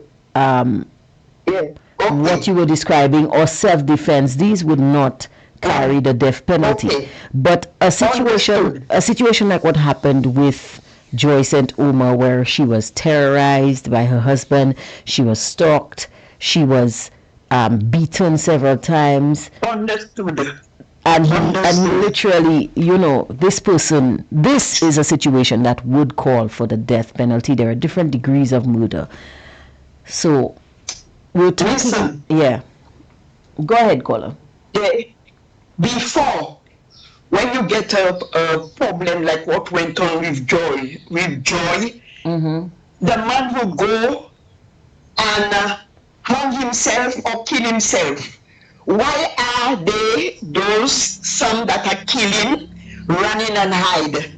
Because they don't want to be killed. So maybe, you understand what I say? Yeah, I know. Why they are not taking their life after they kill somebody? Because life's still good for them. So maybe since if they know there's a death penalty, maybe they won't do what they have to do because they're running and hide when they finish kill the person. That means they don't want to die. So that's how I take it. I don't know if I should say yes, no, but maybe it will help because they're running and hide very far so that there will not be, if the penalty there to be hung, they wouldn't want to be hung. I think when they finish, they would hide. So maybe it will help. Maybe I cannot say yes, no. They say some people as repent. I don't know. But in the olden days, they said eye for an eye, a tooth for a tooth. If you kill, you kill in a way you shouldn't, like you go to somebody's home, you see the man, the woman there to steal, you just kill the person. To me, if the person need to be dead, why should you be living? You understand? Yeah. So it's food for thought. I don't know if I have right to say yes, but maybe it could help because those that are killing don't want to be killed by somebody else. They're running and hide. So maybe it would help them when they know the death penalty is there. They will be hung if they kill somebody. I think that will help them. Maybe you get killing, but not so that amount every weekend, 2, 3. It would be less. It would help them. It would stop them from doing that. They would say, if I kill, I will be killed. So it would help them. Another thing I want to say, I finish on that. You understood what I said? I understood you, but there's another part of the question. There's a second question. Yeah. Would you feel safer knowing that the death penalty is there? Yes, I would. Because right now there's nothing. They're just killing and the people just evaporating about. We don't know. Some people don't never come to the end to know who killed their loved ones or who killed. So yes, maybe that would help. I still say maybe, but that would help. I think it would help. As I said, it would stop people from reflect. If you kill somebody, you will be killed. So they will stop their killing, or even though they have a little killing, but not that amount that's going on now. I would feel safer. I would see the absence of what's going on there. There's nothing. The law is just there. Mm-hmm. Nobody is not changing the law, making the people who kill know if you kill, you will be killed. So it's just, you understand? So the people just doing it and going and hide. Maybe, yes, I would feel safe if that was taken care of and letting the killers know that if you killed, you will be killed. That's what I believe about that. Okay, the eye for an eye, tooth for a tooth. The last thing I want to say, I want to say the joy thing, it had been in my mind. I seen that joy could have been saved. You don't know why? Because there were evidence before. Since you don't know what the man had in his mind, well, protect joy. Since you don't know what the man had, there was a tape that he said, I will kill you. I believed she was going constantly person stammer in the police station, you all should take that a little, and the person who bailed him, beg your pardon? No, go ahead. The person who bailed him, I wish to know why. Why? That person didn't hear that magistrate who didn't hear that tape. The man went to the young lady's house. He was determined. So since you all gave him a restraining order, but the man is still walking about. The restraining order didn't keep him in a house and close him down. Yeah. He going out. So since you didn't know what he planned to do, you should have protected the lady. Yeah. That's what I hope that will help them in the near future. When a young lady comes to and say, I don't think they will just come and say, a man want to kill me. No, look into that and take it more serious. That's what I have to say. And the last thing with Philip J.P., he want to boast about he stayed 29 years as rep and as prime minister. But what is the development? 29 years as the member of parliament, not as prime minister. Yes, that's what I said. As parliament and member, I put it together. He was in high places. You understand? Yeah. What is it to show? If you go to Marshall, there's a section there. You're thinking that's a ghetto. There, the place is in a mess. I thought on your good work, people would elect you again. But I believe with Philip J. Pierre, because of his bad work, they're electing him. So I wish to know what is he doing so that the people electing him without doing something constructive for the people. That's what I wish to know. He's boasting, yes, but what? Say I did that, I developed. No, he's just saying, he's just counting the years. That's all. You understand? But that's not the way. You have to show your work. Why people keep on putting you in power because you have done a good job for that community, a satisfactory job, and that's not the case of Philip J.P. That's what I have to say. Thank you. Thank you so much for that, caller. Ali, bye. Yeah, bye-bye. Well, in the case of the Prime Minister and his tenure, I think the Prime Minister's tenure can be summed up with one statement that he made. I don't know if you guys recall, but sometime before the general elections in 2025, Prime Minister Philip J.P. made a statement that, in my mind, if I was a politician, I would never make anywhere. He said on a show called Meet the Minister that he had gone to visit the prisons, the Bodley Correctional Facility, and several of the inmates had said to him that they had gone to school with books that he provided. And I believe that in itself speaks a lot. We have a caller on the line. Good afternoon to you, caller. You are on the air. Hi, Angie. How are you? I'm good. How are you, caller? Listening. I'm going to make my response to your question is very short, Angie.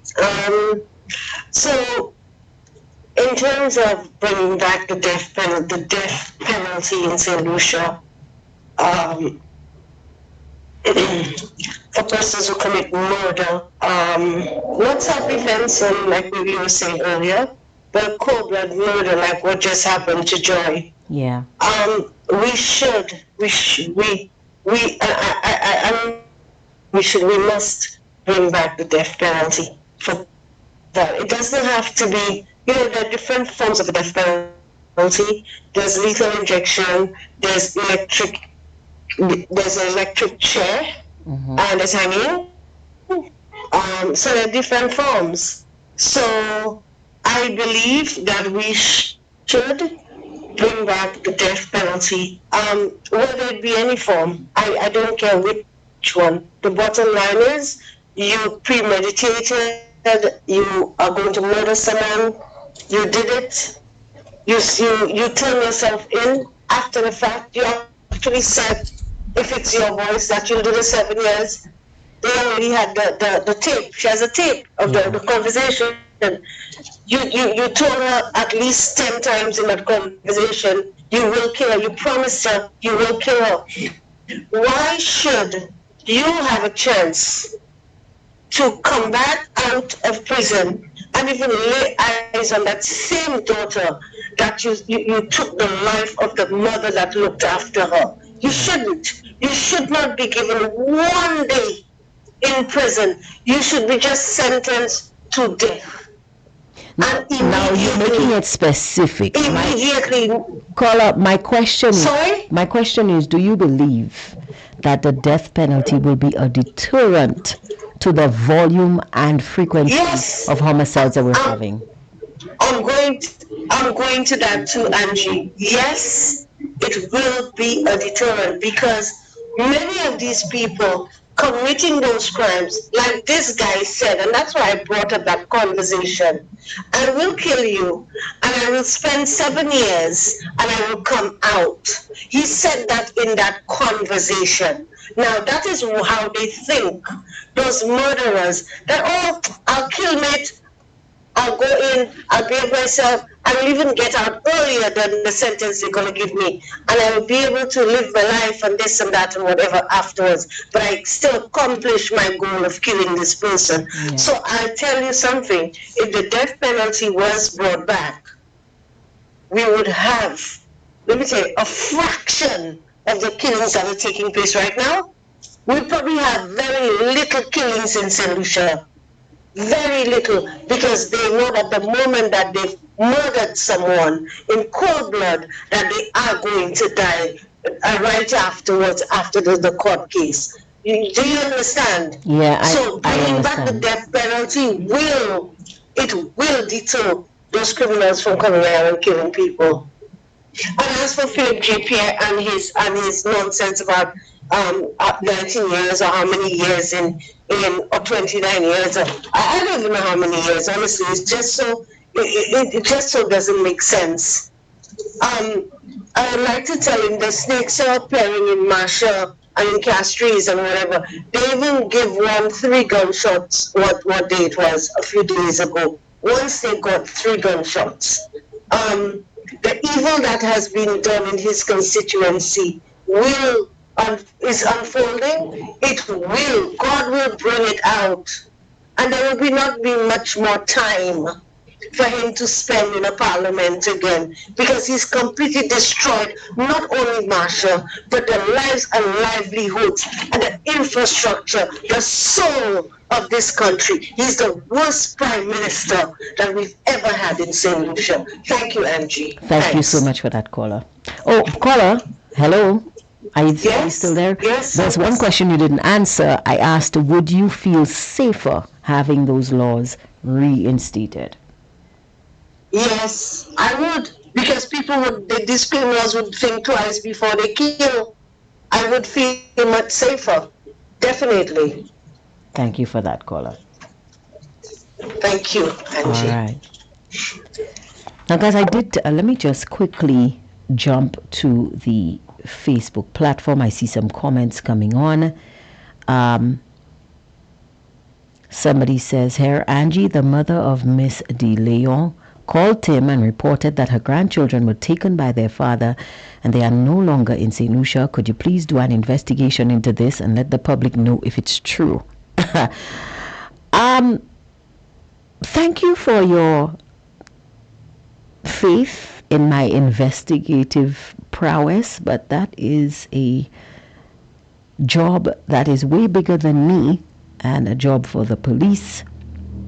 Somebody else is saying here, wasn't PJP the security manager for the OECS? He was the head of national security for the OECS, yes. However, he is still asking for suggestions for island security. Shame on him. because he is just working for his money. It is 4:18 p.m. We're going into overtime, guys. But I did promise you a update on the suspect who opened fire on police a few weeks ago. And this is a report done by the Helen Television Systems, or HTS, news team, which gives us an indication of what transpired, an update, so to speak, on the situation. So let us take a listen. This is a news report from the HTS news team. A man who opened fire on the police during a tactical operation a few weeks ago is now behind bars. During an anti-crime sweep in Castries on Tuesday, May 12th, a suspect opened fire on police officers before fleeing the scene. Authorities stated that the officers chose not to shoot back to protect nearby bystanders, but they successfully recovered the gunman's pistol.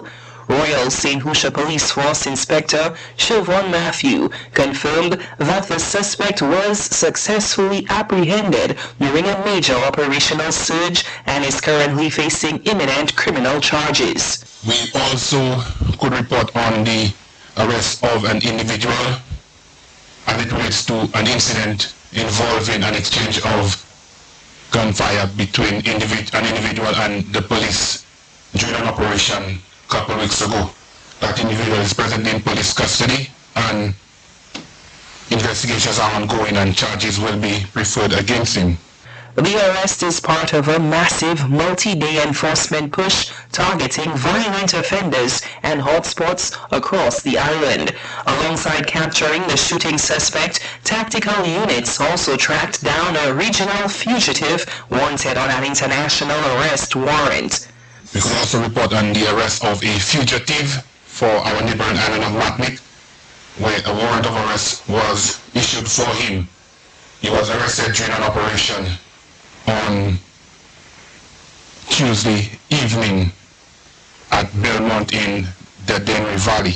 The momentum continued with a series of coordinated raids, resulting in 9 additional arrests for murder, armed robbery, and drug trafficking. Police leadership warns that this aggressive posture is the new standard, with continuous field operations planned for the foreseeable future. Also, only this morning there was another operation where 9 individuals were arrested for offenses stemming from murder, robbery, possession of controlled drugs, and possession of controlled drugs with intent to supply. The murder investigation is being undertaken by the Major Crime Unit, and the Drugs, Narcotics and Farms Unit will be conducting investigations into the offenses of possession of controlled drugs and other offenses. We could safely say that the RSLPF, we are beefing up our operations, and you will definitely see an increase in police presence. The Major Crime Unit, alongside the Gangs, Narcotics and Firearms Unit, are spearheading the various follow-up investigations. Authorities are urging communities to prepare for an expanded visible police presence at checkpoints and high-risk zones island-wide.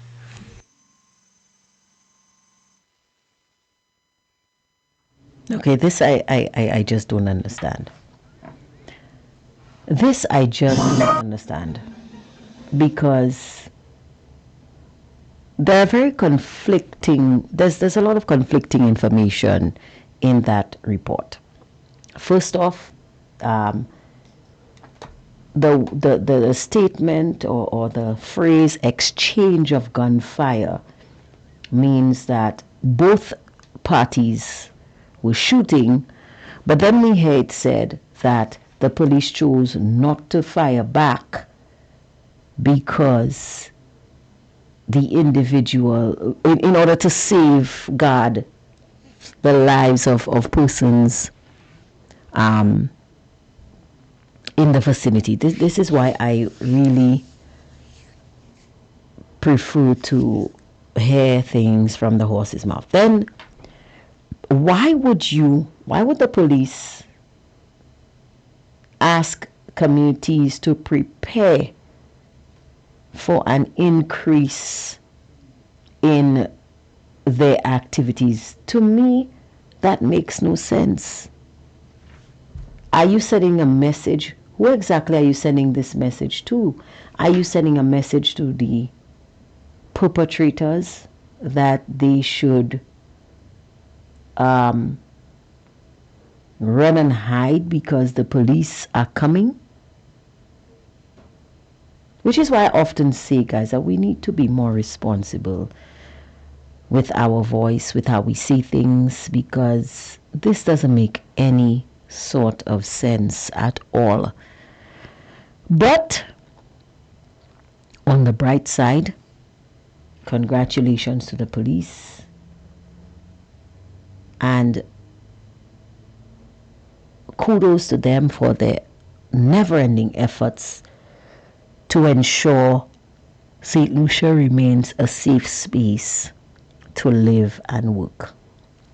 But in my mind, I would not make a statement like that, asking communities to prepare for police presence. Who exactly are you speaking to? Anyway,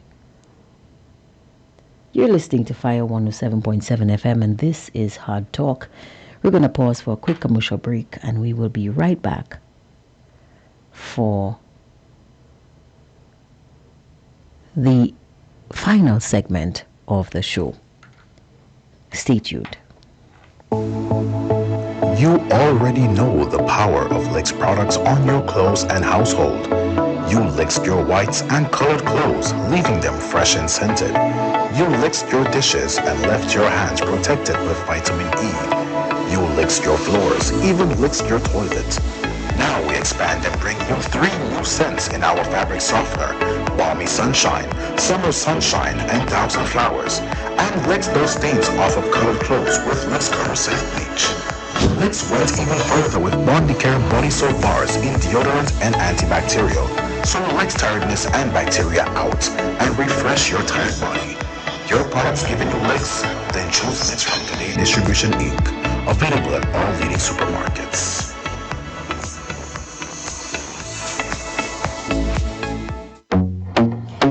Looking for a new way to enjoy your St. Lucia vacation? Book a tailor-made tour with Sea Breeze Adventures.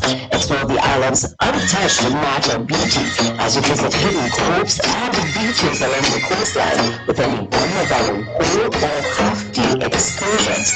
We offer a variety of adventure opportunities, including sport fishing, sunset cruises, island adventures, whale and dolphin watching, and supported taxi service. To book, contact Captain Warren at telephone number 1758-713-3196. Sea Breeze Adventures, not just a tour, but an adventure.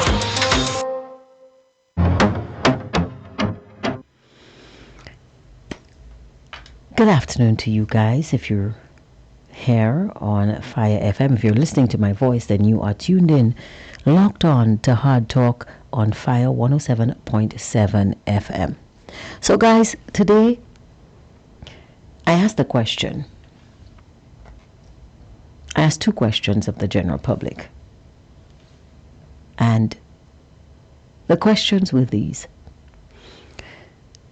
1, do you believe that the introduction or the cease on the moratorium on the death penalty would prove as a deterrent to the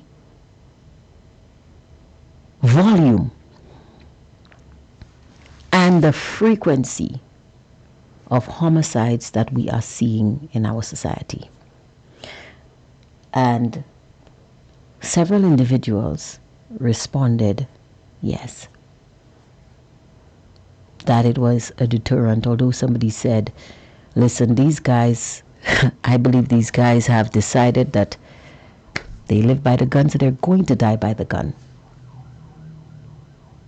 But then one of the callers made a very good point in saying that they themselves are afraid to die because when they commit their murders, they run away. It used to be back in the day that somebody commits a murder and then they take their own life.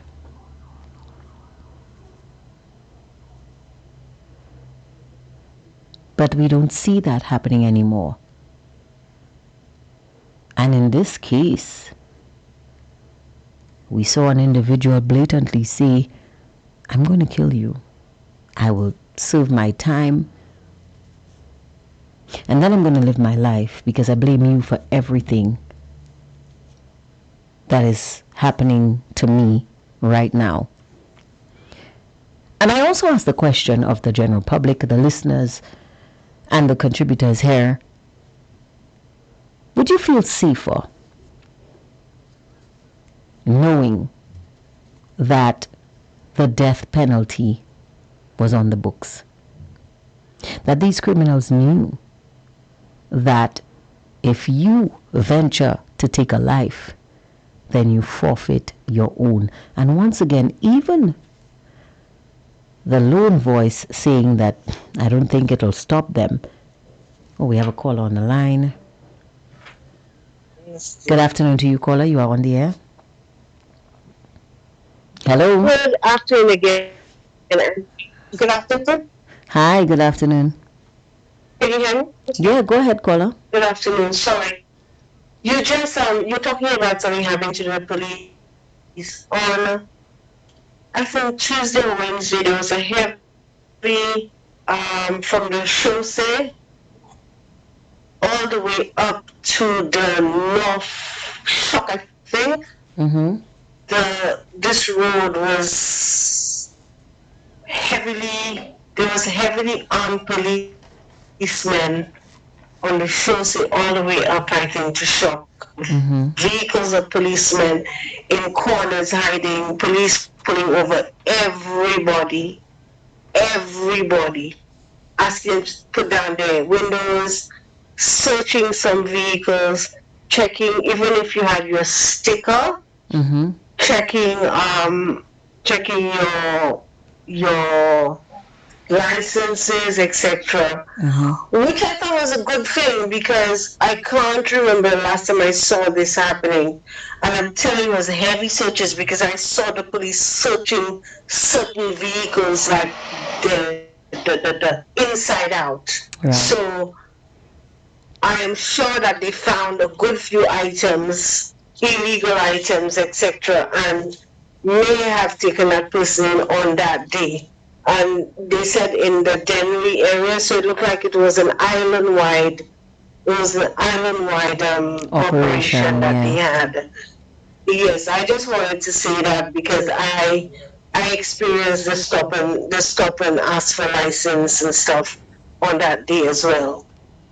I cracked up and said to the police officer, I'm surely not the criminal, but go ahead, sir, do whatever you have to do, it's fine with me. And he just said, madam, I just need your license and they actually asked me to put down my windows, like all my windows, front and back. They were searching for someone.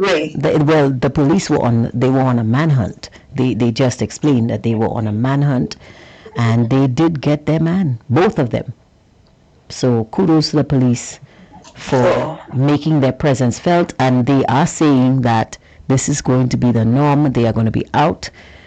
They are, I guess they're determined to put a stop to this crime situation, or at least get it under control, and I'm very happy for that. So yeah, kudos to the police. Thank you so much. Actually, that should have happened from 2021 onwards. At this point in time in 2026, we would have seen a big difference. So I don't even know. It's a little late, but I'm happy that they're doing it. Yeah. Thanks, Angie. You're welcome. Thanks. All right. Yeah. I guess late, but still welcome. So these are the two questions that I posed to my listeners today. One, do you believe that the reinstatement of the death penalty, capital punishment, would be a deterrent or help to curtail the volume and frequency of the homicides that we are seeing in our country today? And question number 2, would you feel safer as a citizen if that death penalty was reenacted? And let me see, some people are weighing in on the Facebook platform. Let me give them a voice. Somebody says, yes, Angie, I do believe the death penalty will reduce the crime problem in our society. Somebody else is saying, God is the one responsible for taking lives of human beings, not man. Another says, good afternoon, Angie. Answer to your question, yes, I would feel safer. Personally, guys, I believe the death penalty would deter crime. I look back to 60s, 70s, 80s. I always talk about the 80s because that was the decade that I was born in. And I can remember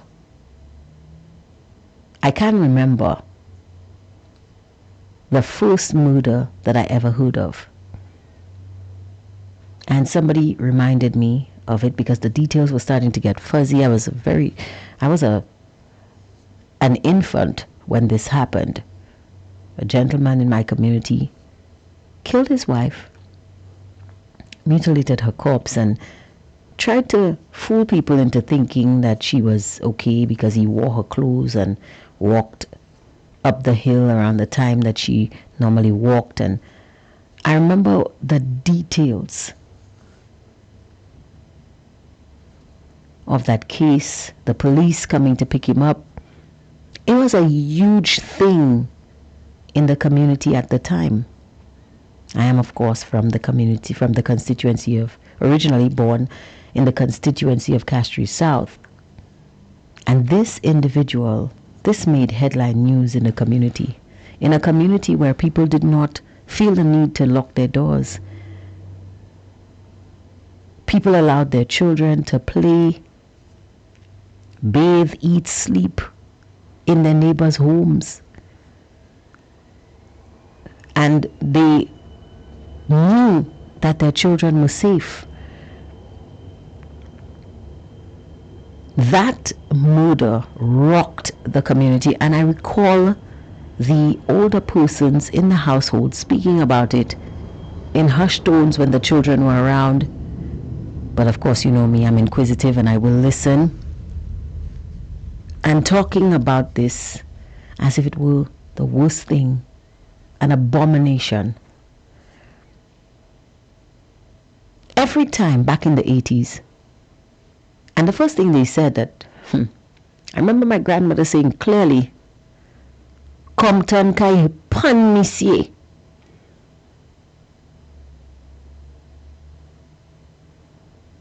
The late great Sir John Compton, he was, when it came to keeping his people safe, when it came to national security, when it came to taking a hard stance on crime, he made no bones. There were no bones about it. You took a life, yours was forfeit. Was our prison overcrowded? Yes. Was it overcrowded with murderers? No. It may have been overcrowded with robbers, rapists, fraudsters, thieves, but not murderers.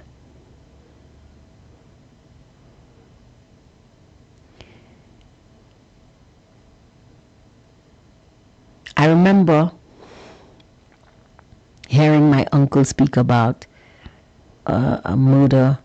I don't know if I was already born when this one occurred, because you know, when back in that time, when one thing happened, people would recall another murder that took place, another person who did this. And back then, I remember my uncle talking about a gentleman who had raped and killed a pregnant woman, and this individual joined in the search for this woman. And when they found out that it was him, he was hanged. In my view, this deterred crime. It deterred homicides. It was a deterrent. Earlier today, a caller, I think the first caller, made a statement that there was a lack of discipline. And I agree. People don't seem to understand the fundamental truth that actions have consequences. And I believe that is what is missing in our society. That's what's missing. And it goes back to the family. It goes back to the schools. It's a breakdown of morals that is permeating our society. Nobody goes to church anymore. Nobody listens. Nobody reads their Bible, and I doubt people pray. Well, I know there are people who pray. But I don't think the era we grew up in. Oh, we have a caller on the line. Good afternoon to you, caller. You are on the air. Happy Friday to you, Miss Angie. Yeah, happy Friday to you. Yes. Do you have an answer to our questions? Yes, I've been listening, and I heard some people say that capital punishment is not going to deter crime. I heard some people say yes, it will, and I've heard various responses. But me personally, I think it will, because some people, as it has been highlighted, they would commit the crime with the pre-assumption of they will only spend a certain amount of time, or maybe they get a tap on the wrist and they'll be set free. Mm-hmm. But if it comes to reinstating or reinforcing or establishing capital punishment, a lot of people will come to the point of factoring what really would be my consequence, or the consequence of my action. Sorry. Right. I believe it will force a lot of people to think deeper. Right. Try to face the reality rather than living committing actions based on a bubble factor, if I should say, or if I should call it that way. Yeah. So I think it's gonna have a big impact. And a lot of people, even as the previous caller said, a lot of people come and do what they do, and they go in hiding because they still want to stay alive. So that would be one thing that they would have to consider. There's no chance of me staying alive the moment I get caught. Right. So it is gonna. I believe it is gonna make a significant difference. Yes, it's true. Some people, in spite of, they will commit an act, and they will still find out deal with the consequences afterwards, regardless of what it is. Some people will still come to that. But overall, capital punishment will make a difference. And what was the other question again? Refresh my memory a little bit. Do you feel safer, or would you feel safer knowing that the death penalty was back on the law books? 100%, Angie. 100%. I will go back to the point you were just making about the last point you made about accountability and teaching the children to write. Right now, a child will commit an act. A child, let's say, early teens, would commit an act of violence, that child's identity would be protected, held from the public in the name of protecting the child. Yeah. However, my child who is of the same age or even younger could be walking the streets shoulder to shoulder with that same individual who's violent. It could, and not just my child, anybody whatsoever. Yeah. And that child is being protected. If I were to be that child, you think I would stop at that, knowing that my identity is going to be protected for my own safety? So I'm saying this to say that the law, in a certain extent, it protects the guilty or the violent, and it makes the innocent vulnerable. Now, if that child ends up knowing that you are going to be held accountable for your actions, there are consequences to your actions. To every action, there's a reaction. Yeah. That child will most likely, before they commit any act of violence or any kind whatsoever. So that is where it starts. It takes me back to this old calypso. Speaking of which, a lot of these old songs, don't you? Were kind of like prophecies, Remember that song Ashanti had with he said he was talking to an old man and he said that morals start to regress, children are becoming lawless and all that kind of stuff. I don't recall the song. It says I forget the name of the song. He said, so I started to chat with this old man the other day. He was one, just around, and some such and such. But he said it. You don't have to sing it, but make your point. I was a little boy. Right. I was a little boy. So I'm saying that what he said in this song, that is just one of the songs that the lyrics of the songs are pretty much unfolding right now. They're coming to the reality right now. So our society it has gone. You mentioned about the music was mentioned earlier, and it's true. I mean, there were songs of gun talk or whatever it was, but at that time it was just entertainment.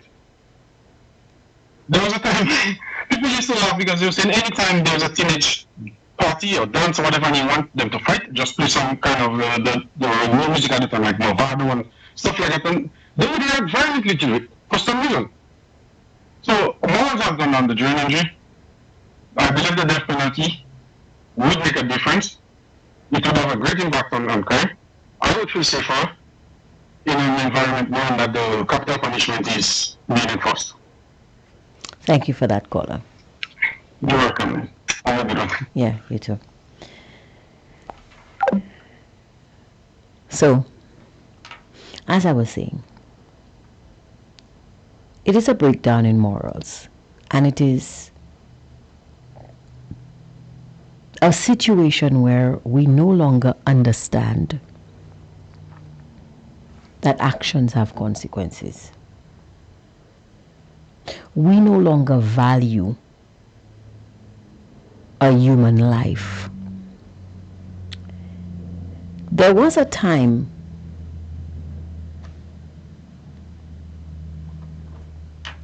somebody's making a statement here. Let me read that. Person says, Angie, when the state hanged the last person in 1995, the crime rate went down for a while.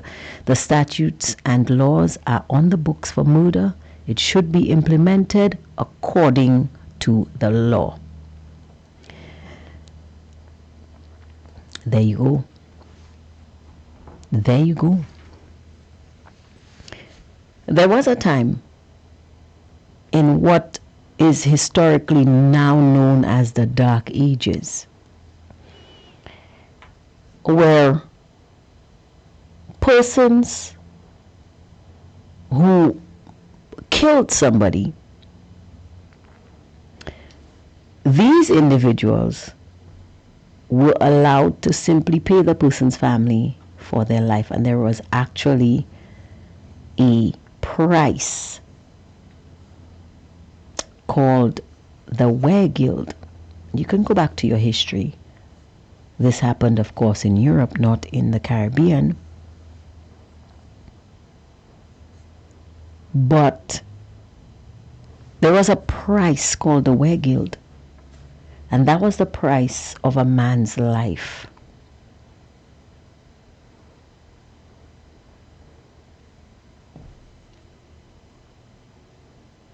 So if you killed a man, you were required to pay his family the price of his life. Sounds crass, sounds heartless, sounds cold.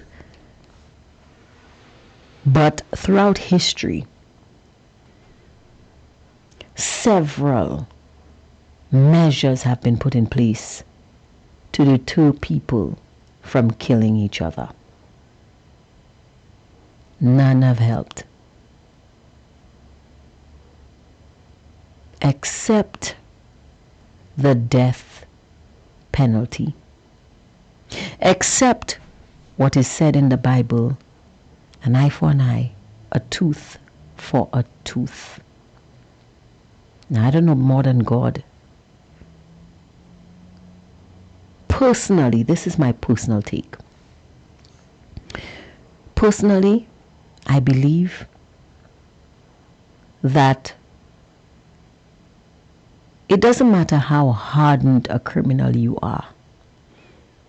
When you are faced with your own demise, when you are faced with your own mortality,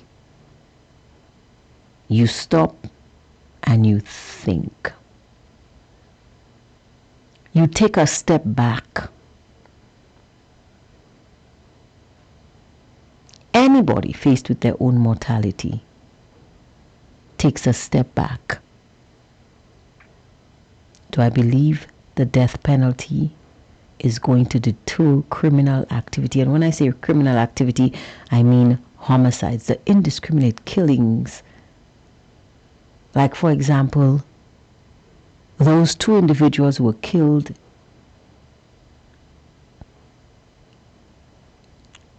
in Bexar. One was coming out of a bar, one was going to the bar, and these perpetrators opened fire and killed both of them. If these perpetrators knew that they would be caught by police and they would be killed for that, they would have taken pause. I've heard people say, Gaso, na just chuwek na le bodle usav. Ebe na hashiwek na bodle. As if the Bodley Correctional Facility were the latest hotel opened for people's rest and recuperation. That's not what it should be. People have lost respect for the state, lost respect for the value of human life. And that is why we have these indiscriminate killings. That is why they don't mind. What's going to happen to them? They're going to go for an all-expense paid trip to the Bodley Correctional Facility Resort. In their mind, that's what they're saying. And the family of the same individual that they've taken out of the game will be paying taxes to keep them alive until the day that they die. And if they get very comfortable and complacent and assimilate themselves nicely, you know, some of them get jobs, they cook, they clean, they're on the farm. They don't have to worry about the price of fuel going up. They don't have to worry about the price of health care or the the level of healthcare deteriorating in the country because the state is required to provide them with not only free healthcare, but top of the line care at our expense. So basically, these individuals cause mayhem in our society, and then the state has to take care of them better than they care for the ordinary citizen and taxpayer. And if the state fails in that duty, then the state gets to dip into the public purse and pay them millions in vindicatory damages and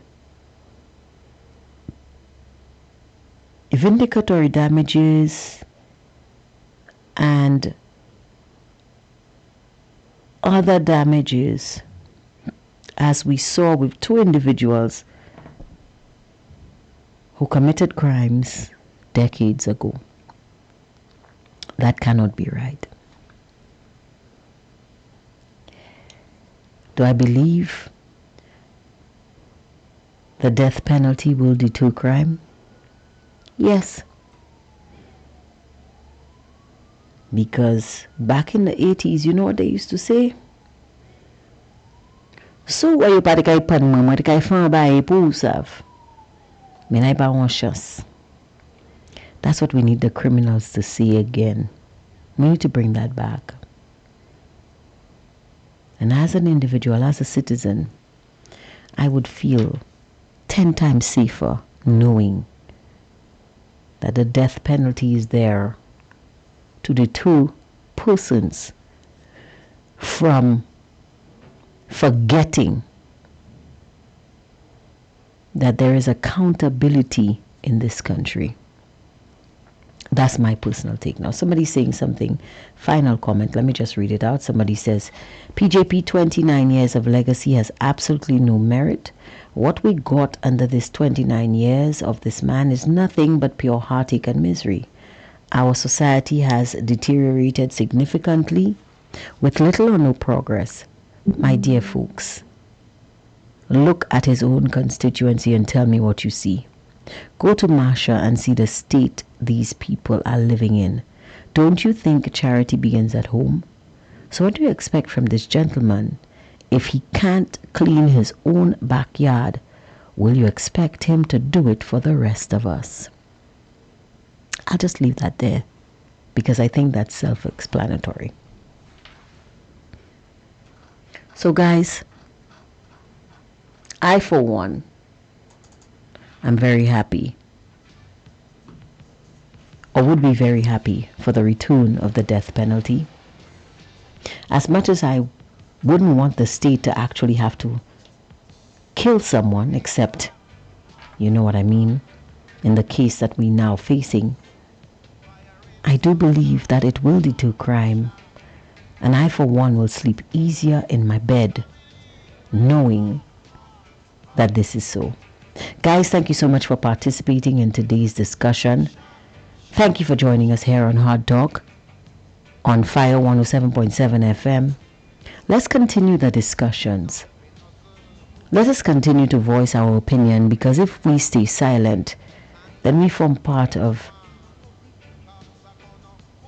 the ilk that allows evil to flourish. Don't forget, the only thing evil requires to flourish is that good men do nothing. Let's not be the good men and women who do nothing. Thank you so much for joining me. Thank you for being here. See you guys. Have a safe weekend, and see you guys safe and sound on Monday for more Hard Talk. Bye-bye.